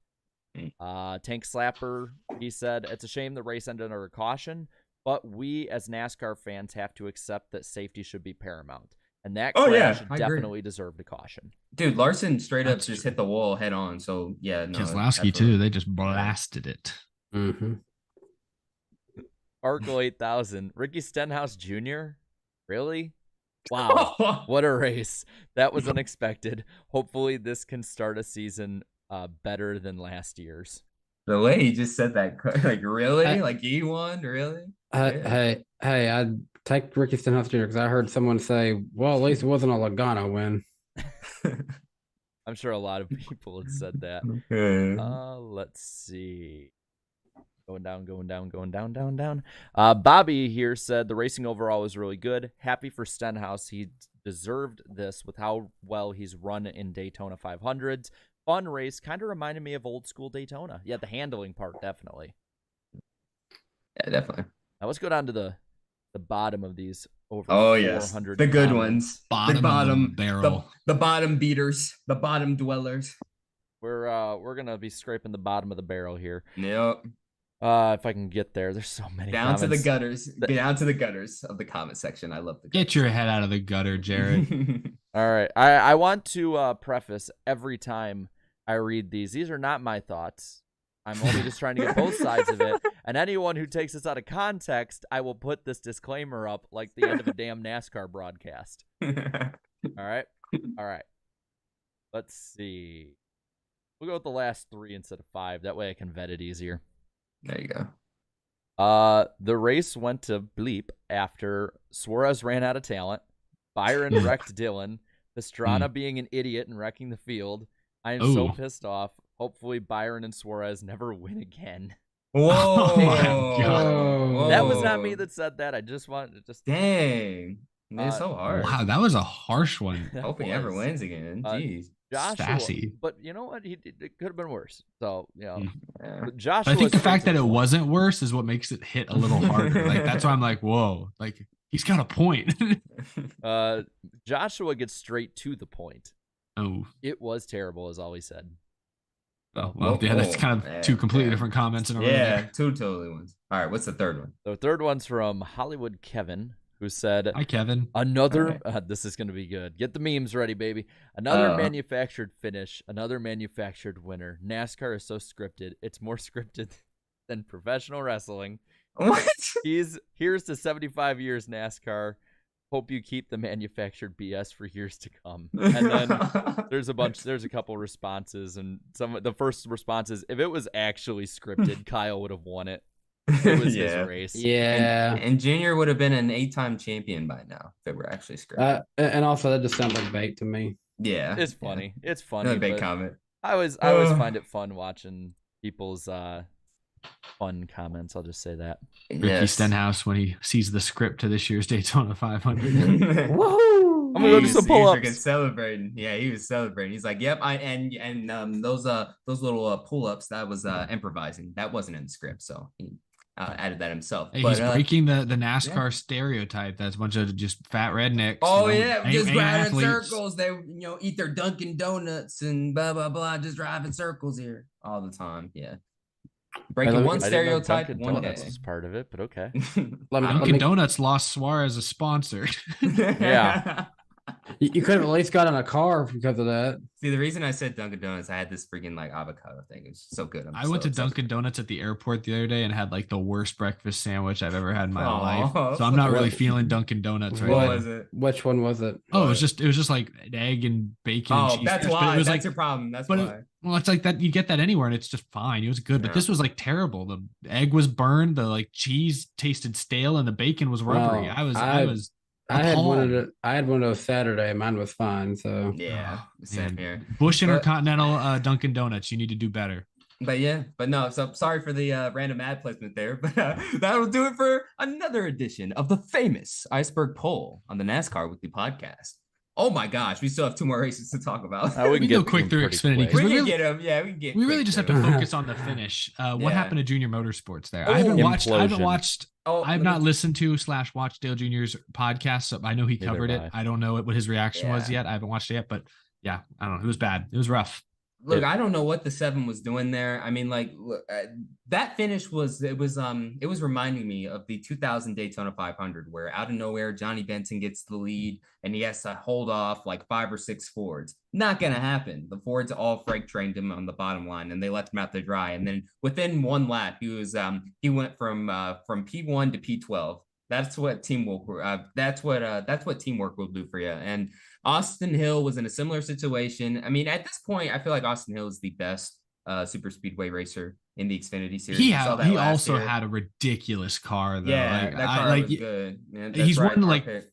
3 or I think he's won 3 of these races in the last year, Mhm, basically. So like, He's- it's definitely driver too, but the car was. Yeah, it was certainly good. But I mean, dude, no way he should have outlasted those 4 Junior Motorsports entries. what should have happened was they should have all Frank trained him either on the inside or the outside. I mean, I know he was blocking like crazy, but there's 4 of y'all. You really think he's just gonna wreck all you guys? Like, but all of a sudden, it all goes to shit towards the end there. Like Eric Well, said, Allgaier pulled out. Like, yeah, game atrocious. Whoa, yo, bro. Like I'm serious. He is the reason they lost that race. And when I went live after the race, I had people being like, "Oh, they were so rigged against JRM." It's like they did it to themselves. They did it to themselves. And then poor Brendan Jones got taken out there towards the end, and he took himself. Yeah, he took himself out. Never mind. But like going back to the Allgaier moment. Yeah, going back to the Allgaier moment, because every junior motorsports driver had something bad or made a bad decision. Josh Berry ran out of fuel. Justin Allgaier went low a lap early. So I went back and rewatched it after the fact, and the only I want to say excuse I can give to Justin Allgaier is that it looked like the few laps leading up to the finish there, it looked like a couple times Josh Berry did kind of think, okay, now I'm gonna go. And then he didn't really get a run, didn't time it right, and Hill was able to easily block. So maybe Allgaier was just looking and saying, hey, Josh Berry's like, I know there's 4 of us, but Josh Berry's not going to be able to make the right first move. Like, he's not a super speedway racer. He's still new at this. So I think maybe that's the only excuse I can give Allgaier, is that he just looked at what Josh Berry was doing and said, he's not going to get the job done. I have to try. That's the only excuse, but it screwed everything up because then Brandon Jones made a bad block. Then Sam Mayer made a bad block and flipped, and it all went to shit. It went bad. Real fast. So basically what you're saying is Justin Allgaier thought he was him and failed. Yeah, I think he just bit off a little more than he could chew. You thought you was him. You're not that guy, pal. You're not that guy. Clearly. You're not that guy. Now, for a moment, it was looking like Sam Mayer was about to be that guy for a moment. No, we all knew it wasn't. Because then he turns right on his teammate as well. Yeah, I don't blame him. He's going for his first win. But when it doesn't go well, when it goes that bad, if like at least Allgaier still wins the race, okay. But the fact that he's flipped and Allgaier loses, okay, I'm gonna say this. I gotta give that to Sam Mayer. That what got him flipped was on him for doing that. From what I saw, I'm gonna say the same thing I said on Saturday night. What you saw with those teammates and some of the other guys that are in that field is why they're Xfinity drivers and not Cup drivers. You subtweeting Justin Allgaier right there? So I mean, I saw him crash at Talladega when I was there. I think both the last 2 times I was there. I mean, he's not wrong. He's not wrong. He did. He was heads up early in the race when Austin Hill did make a bad block and Allgaier kind of bailed him out. I'll give him some credit for that. That could have been bad. A younger, less experienced driver would probably just kept their foot in it and wrecked everybody. Look, junior motorsports, they obviously have to, have better communication for these closing laps at these super speedways, because they are extremely way too talented to just give up races like that. I mean, junior motorsports giving up, wins at freaking Daytona like that. I mean, you don't see that happening often. Like, so they just got to sort that out. But ooh, what else happened? Oh yeah. Speaking of an Earnhardt, and I saw this happening too immediately. I mean, Jeffrey Earnhardt was on pace to a top 10 finish with Tommy Joe Martins. He's a friend of the show too, and I spoke to Tommy Joe afterwards. He was not happy about this one. Parker Kligerman. I mean, props to Parker Kligerman though. He was the only one trying to make something happen in those closing laps, it seemed like. But dude, you just cleared yourself on a small team. And my thing is that, okay, what he did was messed up to begin with anyways, but Parker should know better because, dude, you're a career journeyman. Like, I know this is like, I know this team is basically, this is the best team he's ever been with in Xfinity, correct? Arguably. I mean, I know he drove for Kyle Busch, but I mean, was he really that competitive? I would still put KBM above this team. I mean, he was even running some races for Penske. So okay. Oh yeah, that's right. Okay, so never mind. Yeah, but basically, the best ride he's gotten full time in quite some time. Okay, that's fair to say. But yeah, Kligerman should know better. And talking with Tommy Joe Martins afterwards, I mean, like, he wasn't ripping the guy fully. I mean, he had every right to, though, because that car, I mean, it was on pace to have a top 10, and a top 10 for that team is huge, like really, really huge. And now they're running 3 cars. I think Dale Jr. missed the mark only getting Jeffrey since he's co-workers with Parker. Yeah. But basically, get them both on the show together. Yeah. What Tommy Joe said, let him either hug it out or fight it out. Exactly. I think Jeffrey was going more towards I don't fighting. know. And Jeffrey's for those who don't one of know, the- he has been a professional MMA fighter. fighter. Yeah, MMA fighter. Yeah. Yeah. Saw him kick somebody and just knock him out. But anyways, what Tommy Joe had said after the race was basically he wasn't ripping Parker. He actually called him like, dude, I think he's a badass. But yeah, he should know better. Like he cleared himself there too. And then Parker has called out other drivers for bad moves before. yes, exactly. And he does it for a living as well on the broadcast too. And during the week sometimes too. So it's kind of funny to see him. But his post-race interview, I was expecting him to take more responsibility as far as the 44 was concerned, but I didn't hear enough in my opinion. Like well, I didn't he had to be prompted. Like he immediately, when he started talking to reporters afterwards, was like, "Oh yeah, the deal with the Creed, with Creed yeah, earlier, yeah." He kind of was like, "Yeah, I guess that was on me. Like I thought I pushed him the right way, but I guess we're talking about the most recent one. Yeah, like, yeah, and we were all kind of like, "Well, are you going to bring up what about the Earnhardt deal?" But I mean, he's allowed to make mistakes, even though he obviously is commented and criticized others. He's allowed to make a mistake. That wasn't no mistake, though. Let me finish. He's allowed to make mistakes, but not that bad. That was a really bad error. He was nowhere close to clearing or the 44, I guess. Was that the number Earnhart was? Yes. And it's just you're going for one position for 9th or 10th in this race. Like I don't know. It was bad. It was a really bad. I think it's just more the frustrating part is that for the teams that they are, yeah, Kligerman might get more chances at other tracks. Earnhardt, these super speedways are all they got. Mm-hmm.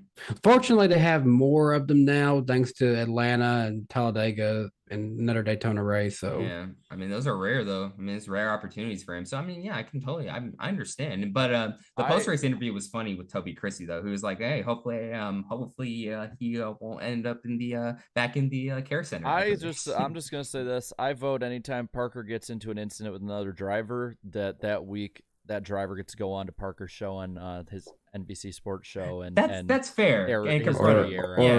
Or Parker's YouTube channel or something like that. Yeah, that seems like the fair thing to do. Exactly. But there was the final race. Yes, so the truck race. We were on our way to Daytona. We were watching it in the car. Has it started yet? Yes, has it actually? Have they run any green flag laps to that yet? We saw that race just. I don't think there's much we really can say about this. It just never really got going. No. Look, basically, like Haley Deegan, she got involved in some mess in some BS. I mean, she was looking very promising in stage 1, but I mean, I guess they, pit strategy, put her all the way to the back, and then, the guys just couldn't race, unfortunately. So, hey, we'll see how she performs the rest of the season, though. So I'm not going to entirely say like, oh, it's over here, because it is just Daytona. But yeah, for the most part, though, tons of, stop and go for rain, in total, 39 green flag laps and 40 caution laps. Yeah. Wow. The thing I noticed right on the broadcast, and I wanted to point out, is it was the largest truck series crowd since 2011, which means it was about 55,000 people for a truck race. It was big. That's great to see. Yeah, I was like looking at the broadcast. I'm like, this is a truck race? Like in 2023? I went ahead and snuck up into the grandstands for it, and I was sitting way down at the end, and I took a video and posted it thinking, because like from that angle, it's like you see, it feels like there's more people in there, or you don't see the gaps as much. But I'm like, this looks packed. And so I was asking like people at home watching TV, I was like, is it as crowded as I thought? And then when this came out, I was like, yeah, well, I guess it was. I guess this was as crowded as a truck race has been in a long, long time. So that was great. That's good to see. Yeah, but Zane Smith wins. Yeah, congrats to Zane Smith. What else happened? Well, Raja Karuth made a bit of a mistake. He made a bold move into a hole that wasn't entirely there. I think he's still learning. He's still learning. I just don't see why so much of the blame got put on him when the hole was there. He couldn't back out by the time it started closing up. Like I thought it was just a racing deal personally. I just think if you're not to the inside of the guy before you get to the corner, you shouldn't expect to fill that gap in the corner. I think that's the only, I think a veteran driver would probably see that and say that. But no, you're right. I wouldn't put I'd put 70% on Raja and 30% on a 38. We know these moments are going to happen with him, and it just sucks that there's going to be so much of a microscope on him because of those comments that was made by Phelps about him. Thanks, and Phelps. Richard Petty was posing by his car, and Jimmy Johnson being a part of that deal. It's I like Raja. I just wish there wasn't this huge of a microscope on him so early. They put such a huge spotlight on him. But I like he seems to handle the spotlight really well. He does. He keeps his composure really well for a kid who's, I don't know, how old is he now? 20? He's I younger think. than us. Yeah. He's younger than us. And side note, when I was at Daytona, I had the opportunity to meet a nice young man who's part of NASCAR's Drive for Diversity program, Nathan Lyons. He's a fan of ours. He's a fan of our channels. His mom too. He races in IDK Players League. So speaking of microscopes, I got my own personal microscope on him because I want to see how he does now. And getting a chance to meet him was good to meet him and his mom. Yeah, very nice people. For sure. I said hi to LeVar Scott, who I He did. I thought he was gonna win that ARCA. He was up race, front at honestly. the end. I don't remember exactly where he finished, but he's another driver. Yeah, his plan. Apparently, that was his only ARCA race for this year. He plans on running the entire East season, though. By the way, Roger turns 21 in June. Oh, see, I would say with LeVar's run at Daytona, he can probably get something lined up for Talladega. Yeah, he should. If you can run up front that much. Shout out to Frankie Muniz though, actually being competitive. Yeah, he was in the top 5 at one point. But I said this. I figured he could be here. I want to see how he does in the National Fairgrounds and all these other tracks. Same here. Same. Well, is that it? Are we done with let's get to super weekend? chats. Let's see what the chat thinks. Finally done. Yes, sir. Does anyone want to start a timer for me? We are at the first super chat stage break. So yeah, let's get started. Go for it. Here we go. Let's go. In 3, 2, 1, start reading. GN NASCAR fan 24. Thank you so much for the $5 super chat. Just to give some perspective, first race at Fontana was on June 1997. OK Computer by Radiohead and the first Harry Potter book were released that month. Yeah, that's how long it's been. Oh my god! Hey, look at those teeth, timer's still running, by the way. Those are some nice teeth. Okay, sorry, he distracted me. Isaac, thank you for the $5 super chat. Proof the Daytona 500 is better than the Super Bowl. Whoa. Best part is the racing, and the worst part is the commercials. Best part for the Super Bowl is the commercials, and the worst part is the game itself. It depends on what 500 or excuse me, what Super Bowl you're watching. Yeah, all depends. Groovy Goose for the super. Thank you so much for the $2 super chat. It's McDowell supremacy. Get it right, Jarrett. Mid. Yeah. It was this race. Yeah, for sure. Dang, how many pictures you got, Eric? There's so many photos of you on my desktop. Napa Racing Fan 927 with the $5 super chat. Who's the greatest play-by-play commentator in NASCAR's history? Ken Squire, Bob Jenkins, Alan Bestwick, Mike Joy, or Marty Reed? And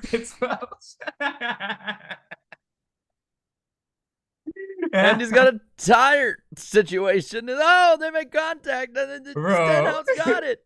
If you put those last two as your best, Seco.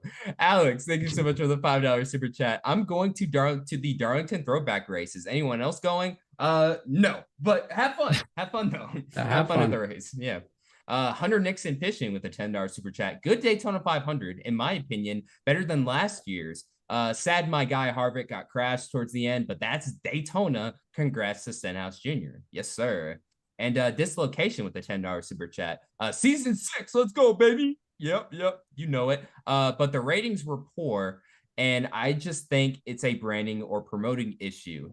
Need to go out of your way to be better at that. Also, congrats to Cavs legend Brad Daugherty. Yes, Brad Daugherty, the first African-American to win the Daytona 500. Sadly, he was unable to be there due to eye surgery. Yeah, unfortunately. NASCAR's on 2414. Thank you so much for the $10 super chat.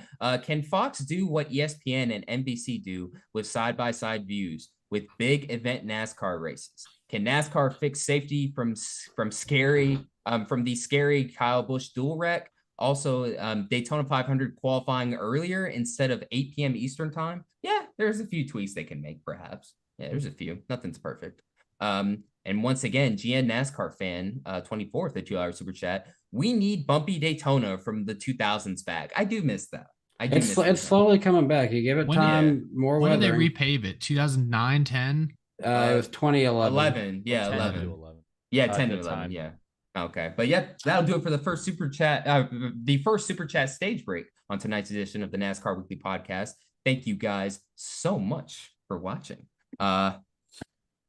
So you said there's an ice storm, and it's a little warm out here, but internally, I'm feeling a little something, and I feel it. It's striking me. I think it's striking me like last time. I think I can smell it.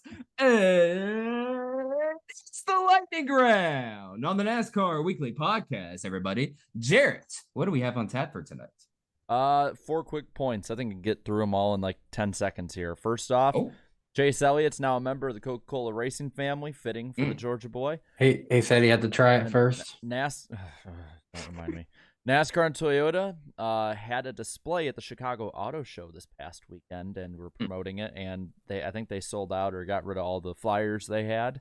There have been, this is a fact from Jeff Gluck, there have been 11 different winners in the consecutive races at traditional super speedways, aka Daytona, Talladega. So that's interesting.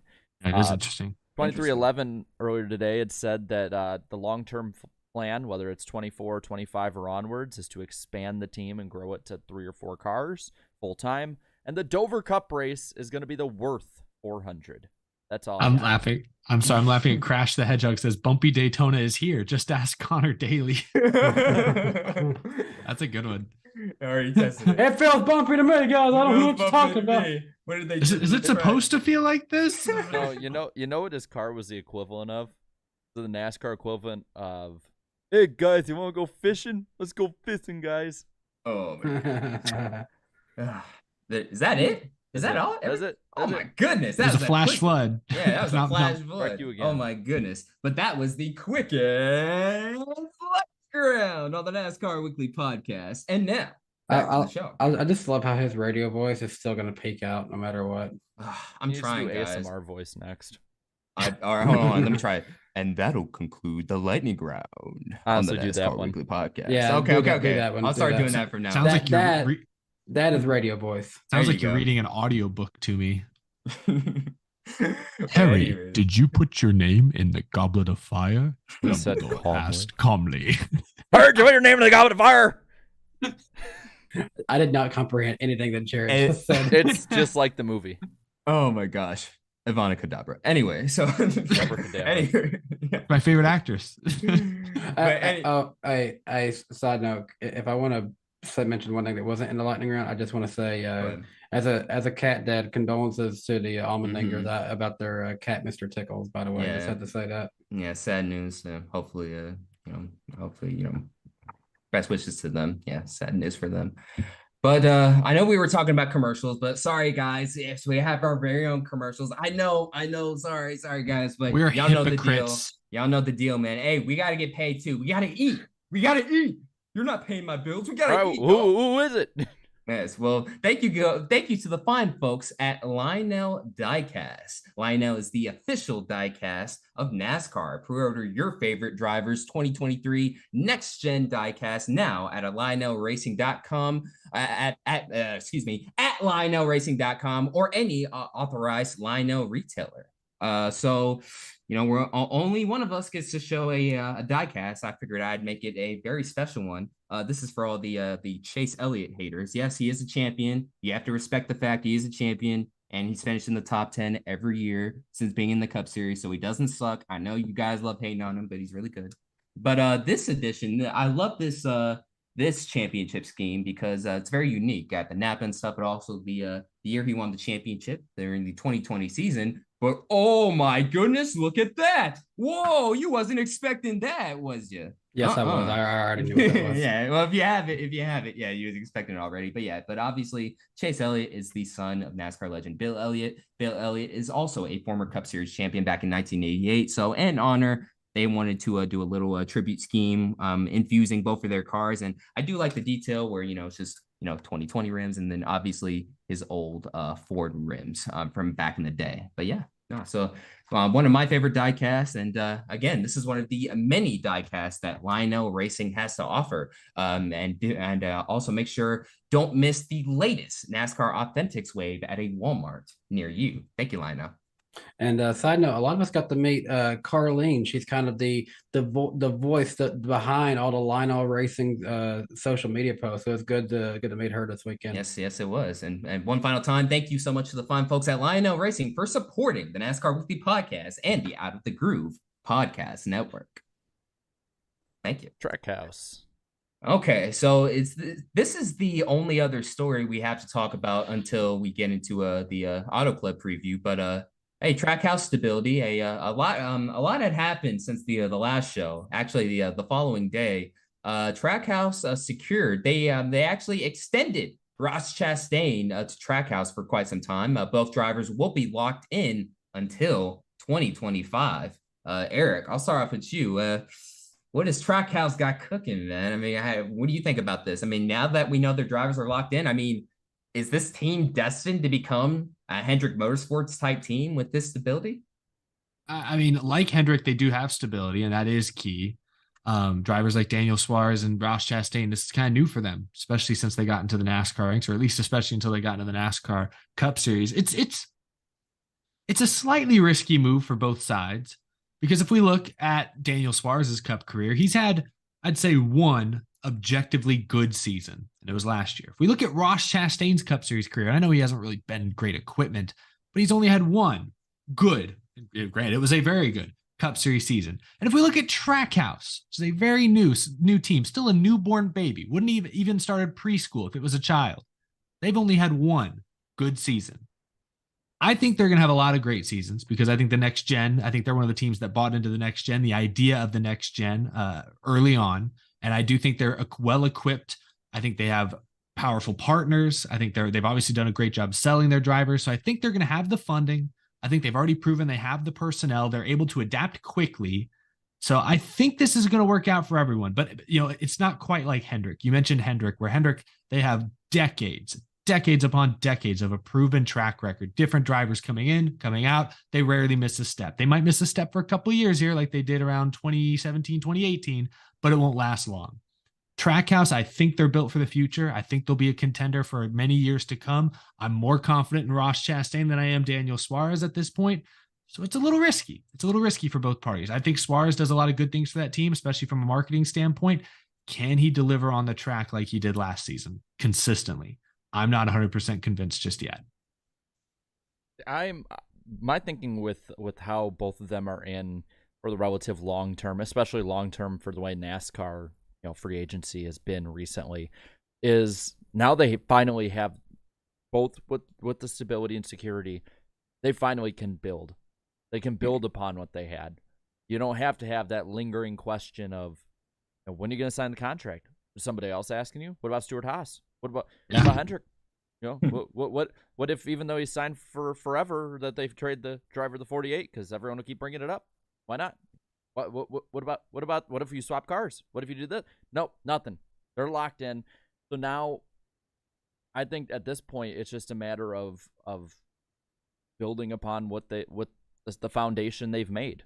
Daniel Suarez at the end of this deal will have raced for them in 6 seasons or so, or 5 or 6. At this point in his career, it's good to see him just get that stability because it's something he's needed for a while. Yeah, and so I think 5 years for Suarez, 4 years for Chastain. That's more than enough time to build a team up.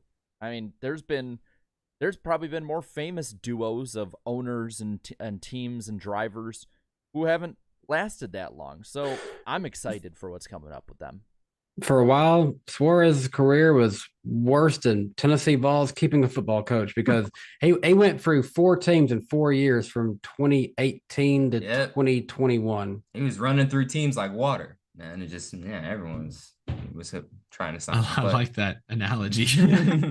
I thought he was going to go somewhere else with that. No, of course not. No, I learned my lesson last time I did that. But anyways, no. Like the lowest point of his Cup Series career was missing the 2020 Daytona 500, wrecking out of the dual race. So to come back from that to now having a freaking contract extension with potentially one of the best teams in NASCAR, like that's a feel-good story, man. I'm happy for Suarez. I'm glad he locked it up. But dude, hey, I know first race after the extension though, he was on one. So hey, just chill out, just relax like you usually do, and you'll be okay.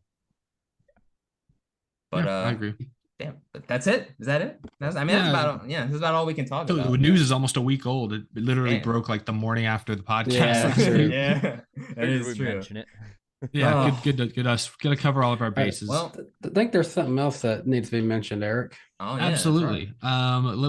Just like NASCAR on Fox, we're front loading our commercials before we get to the most crucial part of the show. But Forney Industries is a sponsor of the NASCAR Weekly podcast. Forney offers a full line of welding and plasma cutting machines, metalworking accessories, and more for do-it-yourselfers all the way up to professional metalworkers. Forney has everything you need for your next project. I know they work with several teams in the NASCAR Xfinity Series garage. They have them back at the shop. They have their welders and various Forney products there to help them get ready for race day.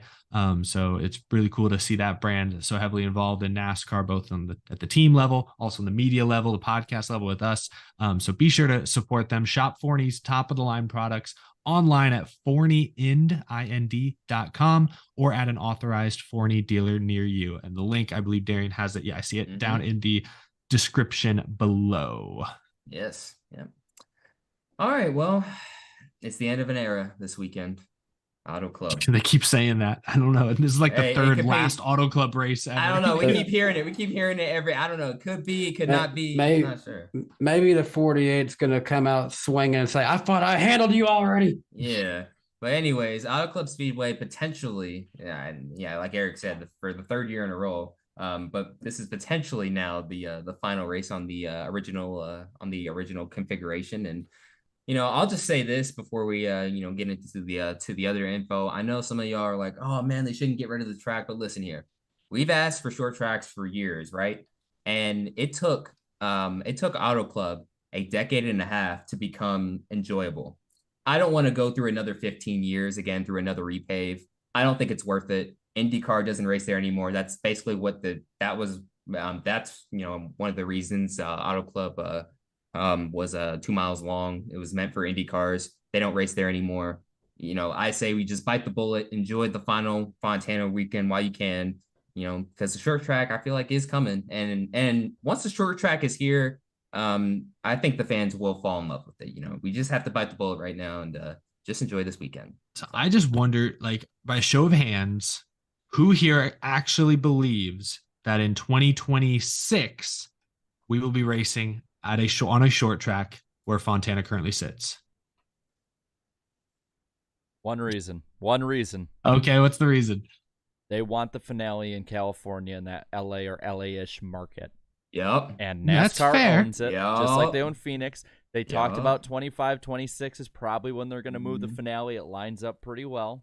That's a fair point. Okay, Yeah. you're winning me over a little bit, but then my other question is just it keeps getting delayed. There's such a lack of uncertainty when you read and listen to Steve Phelps and Steve O'Donnell. Or I don't remember who it was. Might not have been Steve O'Donnell, but I know Steve Phelps. It wasn't Kennedy. I feel like it was one of the Steves, but Steve Phelps for sure. I know he kept emphasizing that right now our plan is to do this. Right now we're evaluating the Southern California market. Right now this will be the final 2 mile race, at Auto Club. Right now. And so I just feel like they don't actually, like, they had a long-term plan, and then supply shortages, costs, whatever the case may be, variable after variable started slapping them across the face, and they've been pushing back. 2020, I was there. I think you were there too, Darian. That was supposed to be the last race on the 2 mile configuration. 2020. It's 2023. There's still no sign of them breaking ground. So I'm skeptical. Call me skeptical. I'm with you, Darian. I like what the 2 mile track is now, but before long, it'll be due for another repave, and I don't want to go through that. So I'm okay with the short track. Use the extra space to build something cool, but I'm skeptical it's going to happen at this point. I'm sorry. I'll say this. To their defense, it is a track in California, and we kind of had that whole COVID deal happen. Where it is hard to do things in California, and it was extremely strict until like last year. Well, it's also just hard to get permits. It's harder to, everything's more regulated. Everything costs more. So it is a challenge. It's a challenge. Yeah, so that's just my defense for them. But yeah, I mean, watch they just say, screw it. We'll just scrap it and sell the land. God, that'd be crazy. That'd be crazy. You know what? That would be very NASCAR. Yeah, that'd be crazy. That'd be crazy as hell. It'd be surprising. We're I gonna don't know. Throwback to Riverside. But oh gosh, or Ontario Speedway. Damn, that's crazy. I'm sad. Hopefully that doesn't happen. But anyways, potentially for, like Eric said, the third, fourth year in a row. Well, they didn't race here in 21, I don't think, right? No, they didn't. No. They didn't. Yeah, they were. This is, I guess, only the third. This is only the third time. So this is like the last race. We mean it this time, for real. Oh, we'll see, we'll see. But as for the let's go over the race info for the weekend. The Cup Series race name is the Paula Casino 400, a total of 200 laps. Gosh, OGs remember the 500-mile races. Those were start time is 3:30 p.m. Eastern time on Fox/MRN. You can listen to it on MRN, excuse me. The weather on Sunday, 51 degrees, brief morning showers, and a 30% chance of rain. The defending race winner is Kyle Larson. So it's going to be that California cold type weather. So good luck to those, including my mom who will be there. Good luck. Stay warm. As for the Xfinity Series race name, which it could potentially, based on weather, potentially be ran on a Sunday night. Potentially. We'll have to wait and see what happens with that. But the Xfinity race name is the Production Alliance Group 300, a total of 150 laps. The start time is for 5 p.m. Eastern time on FS1. You can also listen to it on MRN. The weather on Saturday is 48 degrees with rain and morning snow. Whoa, rain and morning snow. Oh my gosh. And with a 99% chance of rain. So it's basically count on this race happening Sunday. Yeah. So about what I said potentially, I didn't know it was 99%. I didn't know potentially. If it was a short track by now, we could run rain tires. If you got family and friends that want you to do something Saturday, hey, by all means, go enjoy enjoy that time. I just love the name of this race, the Production Alliance Group 300. What a company name! Yeah. Side note, that just seems like such a boring name. I don't know. And now moving on to the betting odds, Darian's betting odds. I want to say this: y'all find it weird it's snowing there. Meanwhile, like a few towns I saw in Arizona recently got like 4 inches of snow. So in Arizona, Dallas got smoked a few weeks ago. Arizona. So yeah, I gotta say I watch a lot of virtual rail fan on YouTube, and I'll tune into what they call the grab bag, and it shows different places they have all across the country. There'll be a place in Canada that looks like a perfect spring day. Arizona has like a blizzard happening for some reason. Yeah, it's crazy. But anyways, moving on to the betting odds. Darian's betting odds on the NASCAR Weekly Podcast. The betting odds for this weekend's race at the Auto Club Speedway. The favorites, Chase Elliott at plus 550. Go ahead. Well, it's on screen real quick. I just want to ask, it's not a typo that Austin Dillon is plus 20,000, right? Let me get to that. Let me get to that. Let me get to that, bro. I'm gonna explain that because that is crazy. That is crazy to me. And honestly, that is, you know what? That's obviously the best bet you can put out of all of these ones. Now that you bring it up, but let's go in order first.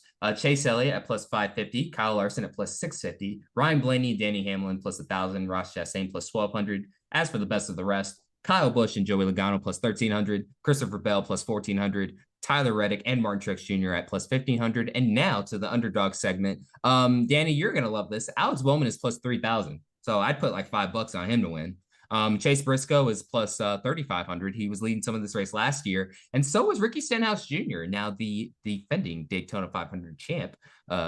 He is at plus 4,000. Ryan Preece, he showed some promise last weekend. And we all know how talented he is, and he enters this weekend at plus 6,000. Now, yeah, Austin Dillon was plus 20,000. I swear to God, I'll go on Vegas Insider again, but I could have sworn he's plus 4,000 according to DraftKings currently. Really? Okay, maybe people saw those odds and started betting. Let me go on. All right, let me go on Vegas.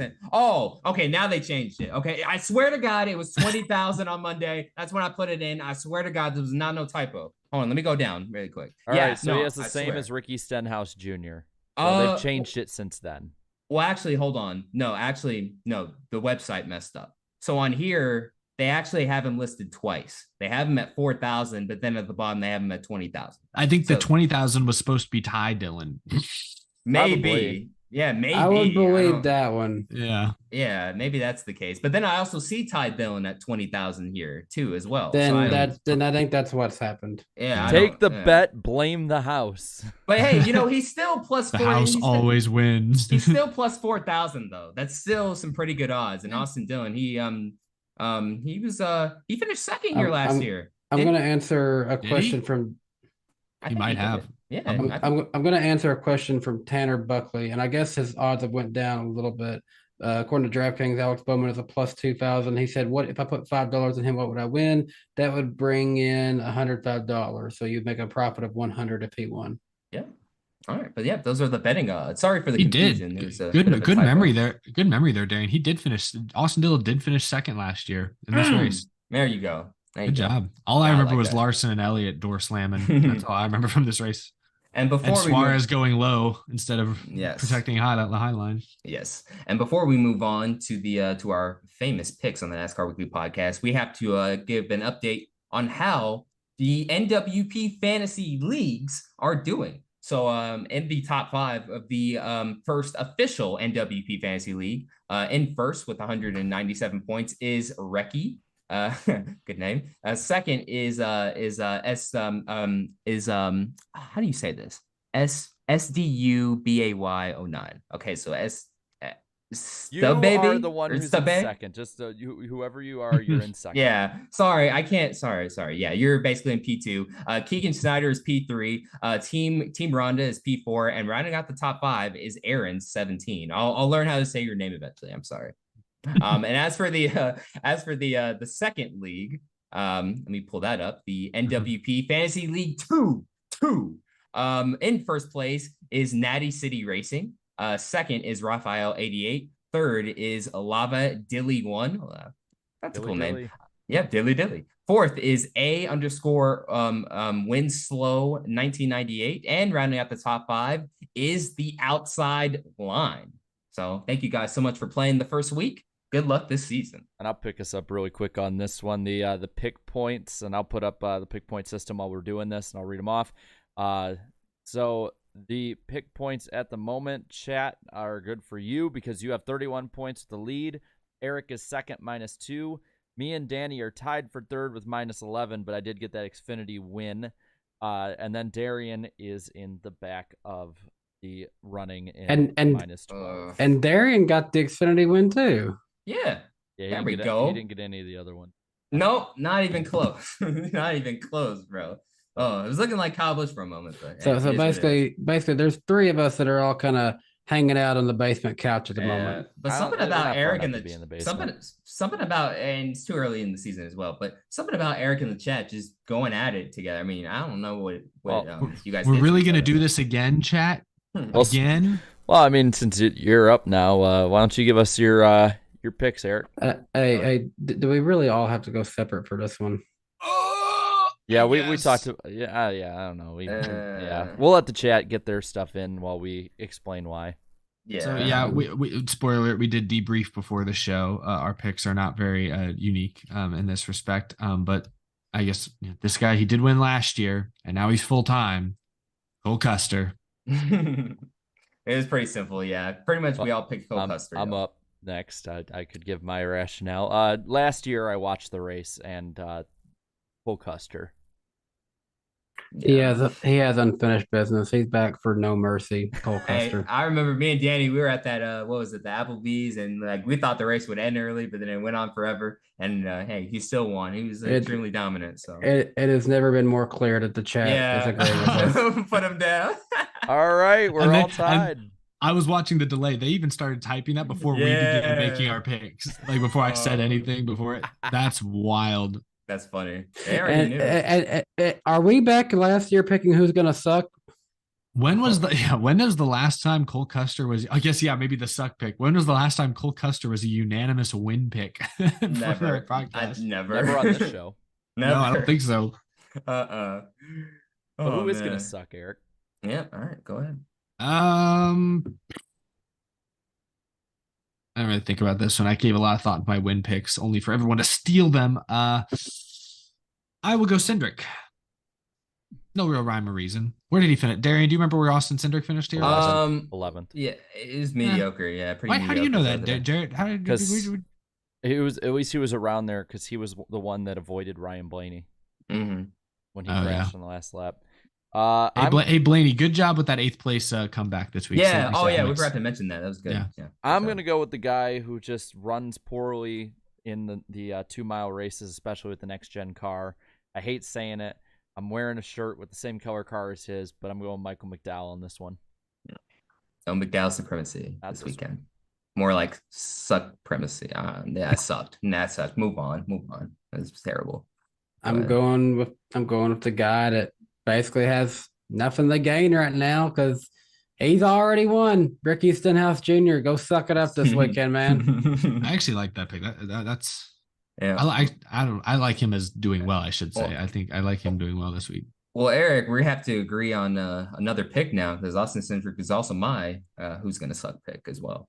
And the chat's going Eric Almirola. That Yeah, poor man is going to be the suck pick. Damn. He is the One new episode. Cole Custer. Damn, he might actually be running good this year, man. Hey, y'all better be careful. Y'all better be careful with that. Just be glad it ain't for points. Yeah. Okay. All right. So underdogs. I almost actually picked Ricky Stenhouse for this, but then I remember that Eric Jones had a really good run here last year, and I want to see what Legacy Motor Club can do at a normal traditional racetrack now. I want to see if Jimmy Johnson's had any early season impact on their performance, or if they're going to kind of fire off about where they were last year. They might have a shot at the top 5, but more than likely they'll be in the teens somewhere. But I want to see. I think Eric Jones has a great shot at top 5. For me, I'm going to pick Jones as well because he also was fast at Michigan, the sister track of this one. And I think that I think it'd be pretty fitting for one of these new age tracks ending an era, having its legacy ended with Legacy winning. For my underdog, I like what I was seeing out of them on tracks like this last year towards the end of it. And I also like the new addition of his teammate and the notes that he brings in for the whole program altogether. And that's why I'm going my underdog to be Bubba Wallace to potentially be an upset to get a top 5 or even maybe still to win. This guy ran up front some last year. Unfortunately, he spun out, couldn't really get recovered. I think that's not going to happen. Maybe I'll even go as far as to say, hey, maybe a top 5. I mean, they were running up front last year for a little bit until he spun out. I'm going to go with Brad Keselowski as my underdog this weekend. And the chat.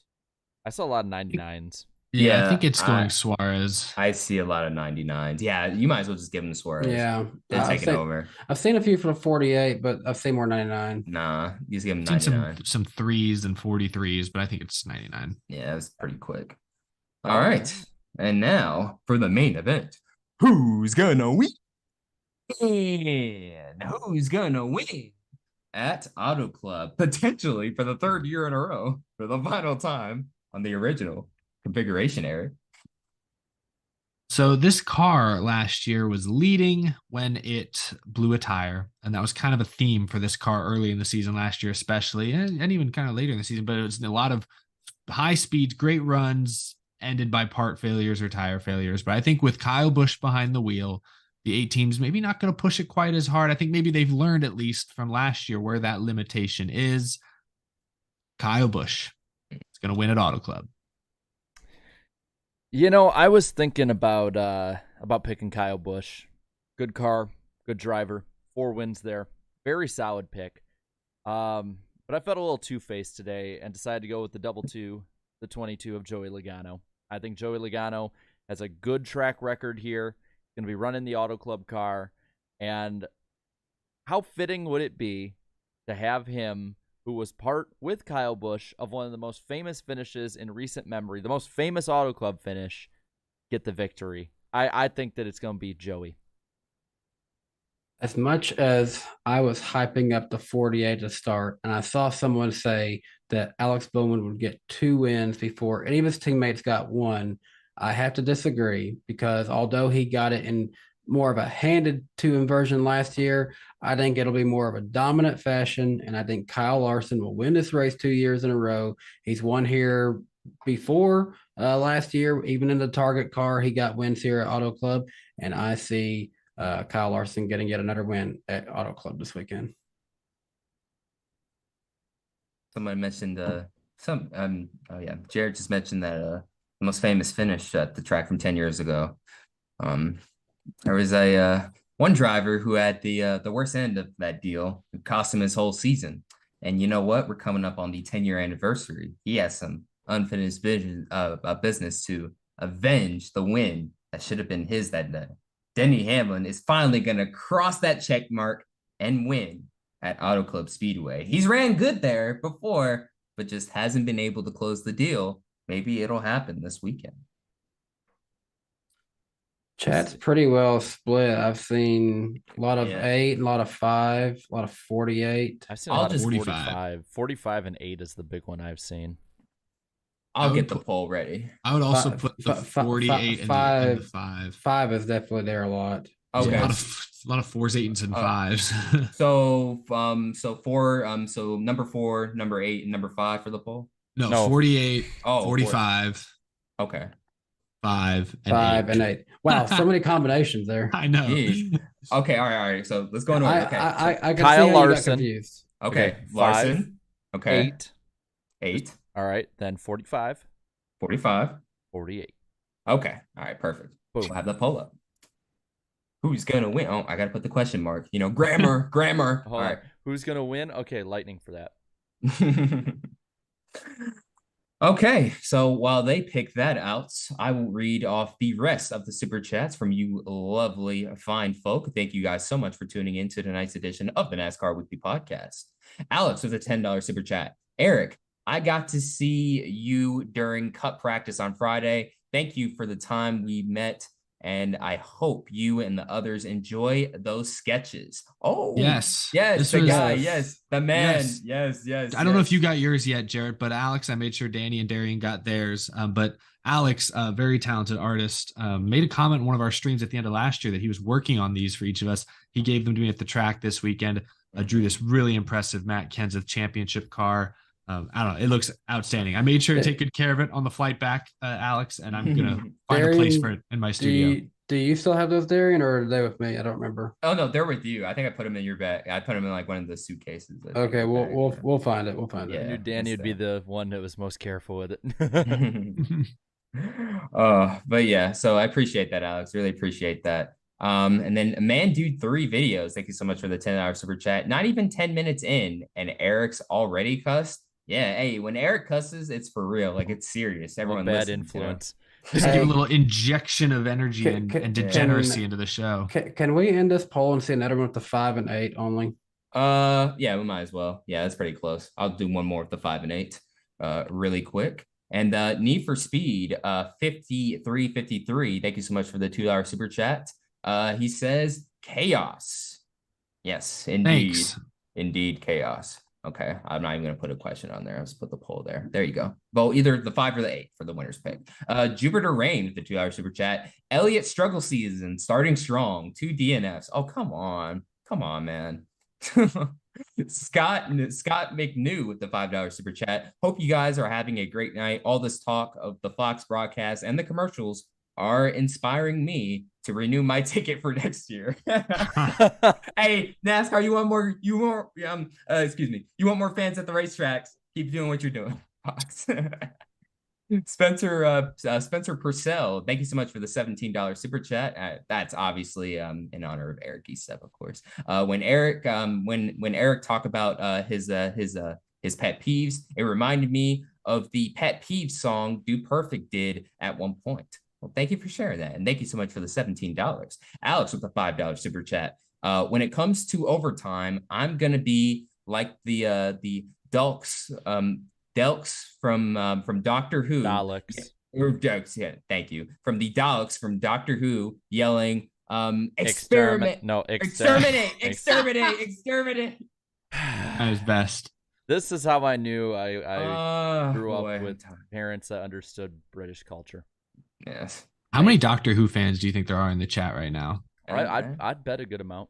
Doctor Who's pretty big. I don't know if it's as big as it was Hey, like 10 years ago. Hey, David yo, that's a Tennant's close. coming back for a bit though, Hey. so that's gonna make it big. Is he really? Yep, he's gonna be coming back for like a mini series before they hand it off to another actor. And from what I saw, the actor is like a really good stage actor too. So I met Matt Smith in Austin back when I was a freshman no in college. way. It was at like an event kind of thing that he was going to be Still. at, and I was like, oh, I didn't know he was going to be here, and it worked out. This is- So I think- there's a photo of me with Matt Smith. This is when like 500 or so people find out that we're Doctor Who fans. Hey, I haven't watched. Now. I haven't watched it in a good handful of years at least. Yeah, but back in high school, it was I fun. fell off Hey, with Capaldi. Hey, really so. quick. Hey, the poll is really close, by the way. It's very, very, very close. Y'all better decide it. Now it's finally not 50-50 again, but Yeah. Yeah, I better decide it. It's nothing with the $5 super chat. Weekly question, part 3. What is the wildest racing moment you ever saw live in person? There's a lot to choose from. I'm gonna go with Casey Kane riding the wall at Bristol. Oh, that's hard to beat. Yeah, it's pretty hard. I'll I'd say, think of it. I'll think later. Yeah, I'll say for me, Dale Jr. sputtering out of gas. Like I could have seen him one in person at Las Vegas 2014, but he didn't. That sucks. Anyways, I love the comment. The guy from Morbius, no way. I I love Morbius memes. anyways, Morbid time. Shane Greenaway with the $10 super chat. In my opinion, a reason why we are fed up with the commercials is that a lot are extremely repetitive and don't get a lot of NASCAR themed commercials anymore, like in the 2000s. That's part of it. Yeah, you'll get the same ads on a YouTube video you click on. Yeah. So yeah, that's part of it. Hunter Nixon fishing with another $5 super chat. Irony. We NASCAR fans complain for too many commercials. NFL fans complain because the Super Bowl commercials suck. Yeah, man, ain't that funny? Our Super Bowl is okay, but let's be real. You hype up the Super Bowl for a commercial. It's just always been that way. Yeah, true. And then Alex with the $5 super chat. I'm really surprised JD Motorsport has not asked Eric to be an extra spotter. Yeah, he's certainly tall enough. It had the advantage. Yeah, definitely has the advantage for sure. And then Freddie with the $5 super chat. Am I the only one, or did Fox screw up by downplaying/ignoring or forgetting about the gas situation at the end of the 500? Yeah, did they not bring that up? They talked about on MRN. I don't know if did Fox never bring it up because Stenhouse ran out during his burnouts. It's like it wasn't really communicated. Yeah, it wasn't communicated. They didn't mention that at all, really. It was very poorly handled. Wow. And then Kyle with the $5 super chat. Have you thought about how many people watched on pirated streams? I put it on my TV, but usually am on my PC with dual moderators. I'm assuming it's a lot more than we think. Definitely a lot more than we think. Sure, some, but how many of them are seeing commercials? Probably not. So the advertisers don't care. Yeah. Dislocation with the $5 super chat. I found Eric's favorite cuss word, which is, and it's the the poop emoji. You know what that means. Crap. Yeah, that one. The other version. Steaming polish. Anyways, Austin with the $5 super chat. If you personally got to pick the TV partners for the next TV deal, who would you pick? Me personally, I'd go with Fox/ESPN simply because the ESPN has the SEC conference. Sky Sports. That's interesting. Sky Sports. I would just say YouTube, and they can use the button that says, "Now it looks like a good time to place an ad." Yeah, there you go. Only a YouTuber will understand that. I want NASCAR. Imagine a NASCAR Cup race. Imagine the Daytona 500 exclusively on YouTube, and say it actually has like 8 million people watching. What is the record for concurrent viewers on a YouTube live stream? I'm gonna look it up. Yeah, look that up really quick. And look it up for Twitch as well. I'm curious. Jupiter Rain with the $2 super chat. Brad Doherty finally beating Jordan at something. Yeah, he has that bragging right. Isn't there a clip of him like dunking on Michael Jordan at one point? Yes, that I've seen. Yeah, and then so he has Michael that had too. to do is this. Yeah, and there's probably let's put it this way. It was close, but no. Honestly, it should have been an 8-peat if just saying. Hey, thanks. Gave the Rockets too. Appreciate that, MJ. And Crash the Hedgehog 91 with the $2 super chat. Bumpy Daytona is here. Just ask Connor Daly. Yeah. Oh yeah, it was the earlier one. And do you have that record pulled up, Danny? Do you have that? Yes. I'm trying to figure out what this is. The record for Twitch is Ibai with 12.6 million followers on Twitch. The number of concurrent viewers they had in thousands was 3,315.32. Interesting. Sorry. No, this is all weird how it's worded. It was actually about 3.3 million concurrent viewers is what they had at one point. Whoa. And then on YouTube, it was Kaze TV, which was doing World Cup quarterfinals, and that was 6.1 million. Okay. I want to see the Daytona 500 live on YouTube with a chat going. Yeah, that'd be funny. Let's see how that goes. 8 million. I mean, they probably wouldn't get 8 million, but No. millions of people packed into a YouTube chat. If a World Cup game only got 6 million, I don't know if that's going to happen. I was just thinking of one reason why, and this is the only reason I can think of why YouTube wouldn't work for Daytona 500 broadcast at the moment. YouTube still doesn't have, when it comes to streaming Dislike a button. YouTube stream live at the same time as another one, and like maybe doing their own commentary or whatever, they don't have the content ID and copyright system yet for live streams like that. Oh, that's true. So until they iron that out, I don't think they could do it on a regular basis. Because I know the MLB has tried it before, and I remember I think they had 5 on it at one point. By the way, craziest moment for me is either, I think finish wise, slide job. Got to see that, but I nothing beats Kenseth and Logano at Martinsville.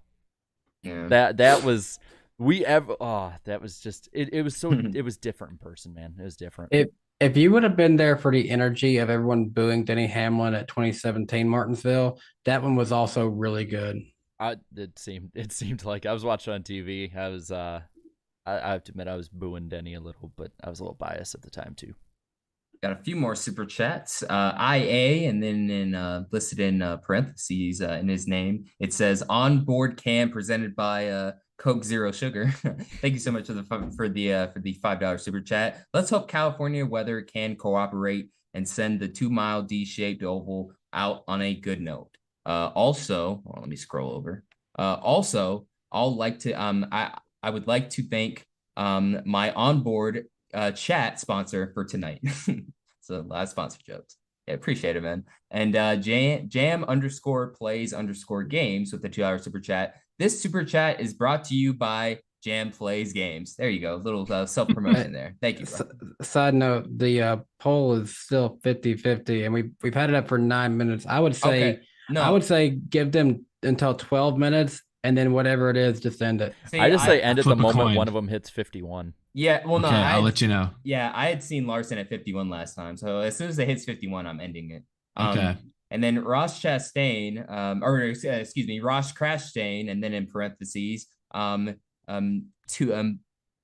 Toomey, shop like a billionaire. That was a thank you so much. commercial.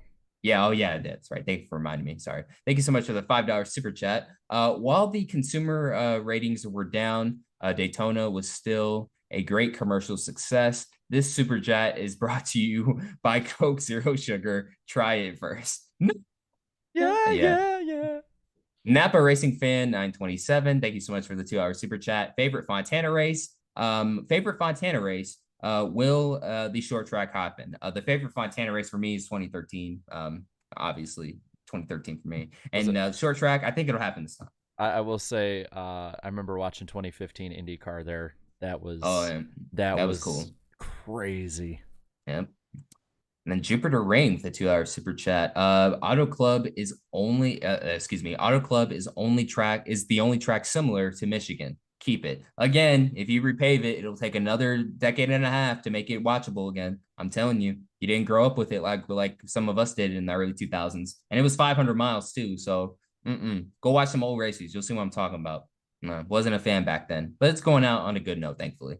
Answer Doss with the $2 super chat. Night classes suck. Hey, props to you, man. Keep putting in that work.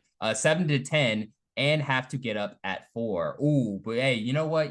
Hey, keep putting in that work, bro. Keep putting in that work. And thank you so much for taking the time out to watch the nice show. Blue Jimmy 48 fan, thank you so much for the $20 super chat. This was my first 500 in real life. Once Jimmy wrecked out, the emotions hit me. When Danny came over and put his shoulder around me, I knew at that moment that all you guys are the most caring people I have ever met in my life. Yeah, hey, he's a diehard Jimmy fan. So hey, Yeah, I was happy I could be there for you, man. I hated to see you feeling down. By the way, it went back to 50-50, but the 8 was at 51 for a minute. For about 3 seconds. Okay, how about we just do a coin toss after I'm done with super chats? You down with Okay. that? I'm good with that. I don't have a coin, but I have something similar that might. Okay. I can flip an SD card. So I've actually got this coaster, and it has more of a darker area here that could be heads, and more of a lighter area that could be tails. They look the same to me. Okay, we can do I know. that. I know which is Well, which. well, actually, hold on. I just ended the poll, and now it says 50% for Larson and 49% for the Busch. Give it Do we to go Larson. with Where's that? where'd the Then 1% go? No, that's Larson. how they do it when they're tied. Is they just Yep. make one. Go Larson. Then give it to Larson. Yeah, Larson. Haha, y'all go with Larson. Okay, a few more super chats, I promise. ASKI20 with the $5 super chat. P5 in NWP, but would be P1 if it wasn't for the terrible cell service. Oh yeah, I've had that happen to me before. Had Ricky on the bench and Jones in the lineup. Oh well, I'll take P5. LOL. Yeah, I've been there. That happens. Sorry. And then Bruce Morgan with the $5 super chat. Thank you, fine gentlemen. No, thank you. It says, thank you, gentlemen.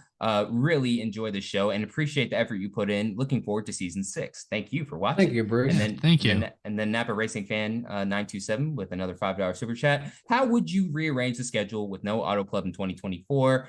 I would put Sonoma back in the spring. Please give me grassy Sonoma. Yeah, that'd be fun. What I'd do. I would put Sonoma back in the spring What and would add you do? What would you do, Jarrett? And add I'd put another ISC track up there. Chicago. So would you put, because you can't do Chicago in February, so would you do that in June? Yeah, what's the current Sonoma? temperature there? You do it in June, where Sonoma's at, and put Sonoma back as the maybe the 4th or 5th race, because you don't want a road course after the 500. But wait, hold on. But then I know this first one hasn't happened yet, but then that means you're gonna have Chicagoland in June, and like 2 weeks later, you're gonna have the Chicago Street Course. How's that gonna work? I just want my track back. Hey, Eric, Eric, I have news for you. They were in Los Angeles, went to Florida, and they go back to California. I guess that And there is is true. a week off between them. Really? Too. There's Really quick to finish the super chat. He also stated he would also add Rockingham in May to create a Carolina swing. Okay, I would be down with that too. That'd be cool. Yeah, the teams need a Carolina swing. Well, a lot of teams would be happy to spend a lot of time in Carolinas. I guess that's true. That's closest to home, right? And then Josh just sent $2. Thank you so much, man. And finally, the final super chat of the evening from Freddie Martinez. Thank you so much for the $2 super chat. Petty or Jimmy Johnson? I've got the king in under 3 rounds. What are you talking about? A boxing? They're gonna fight. They're gonna fight, bro. Oh, if they're fighting, Jimmy's gonna knock him out with one touch. You silly duck. Can we take Jimmy Johnson won a championship with 4 rounds in a playoffs. Can we take them both in their prime at least? Yeah, give Richard a chance. I mean, if we're talking their prime, I mean, Richard's tall. He looks like he's got a good reach on him. Yeah, he's got a pretty good reach. In that era of NASCAR, they fought with 38s. Yeah, I don't think you don't want to mess with those guys back in those days. But anyways, we're done with the super chats. Yeah, Jimmy Johnson looks like he would do fencing. That's it's like that's how he would settle disputes. Yeah, you ain't wrong. Hey, side note, on guard. We're talking about racing and some kind of combat sports. Charlotte Flair was in the media center at Daytona, and be all over that. And I'm standing up in the front, and all of a sudden I look over oh, there's Jeff Gordon right there. Okay, hi Jeff. And then it's like we're just standing there, and all of a sudden she goes woo. One person media center goes woo right back to her. And Claudia asked me, "Was that you?" No, it was Jeff Gordon. Jeff Gordon went woo. That's funny. You know what? If anyone earned the right to do that, it's Jeff Gordon. Yes, it is. Most definitely. But that's funny. Wow. Guys, that'll do it for another edition of the NASCAR Weekly Podcast on my channel, BFM. Join us next week on Wednesday night, March 1st, beginning at 8 p.m. Eastern Time, back over on the Icebergs channel for the NASCAR Weekly Podcast. We'll be going over the final weekend. Well, again, for the 3rd year in a row, potentially the final weekend of the Auto Club Speedway, as well as the upcoming Las Vegas triple header weekend. All the upcoming shows on the bottom there for the next 10 weeks. So, got them all on the ticker, y'all. But thanks for tuning in. Yeah, fellas, I think that'll just about do it. So, thank you guys so much for watching tonight's edition of the NASCAR Weekly Podcast. This is Black Flags Matter. Catch you next time. Woo! Goodbye. Oh yeah. Great. What the? Copy. Right foot down. We had to go flat. Unbelievable, man. Way to keep your head in this. Holy. Oh, boy. Oh, boy.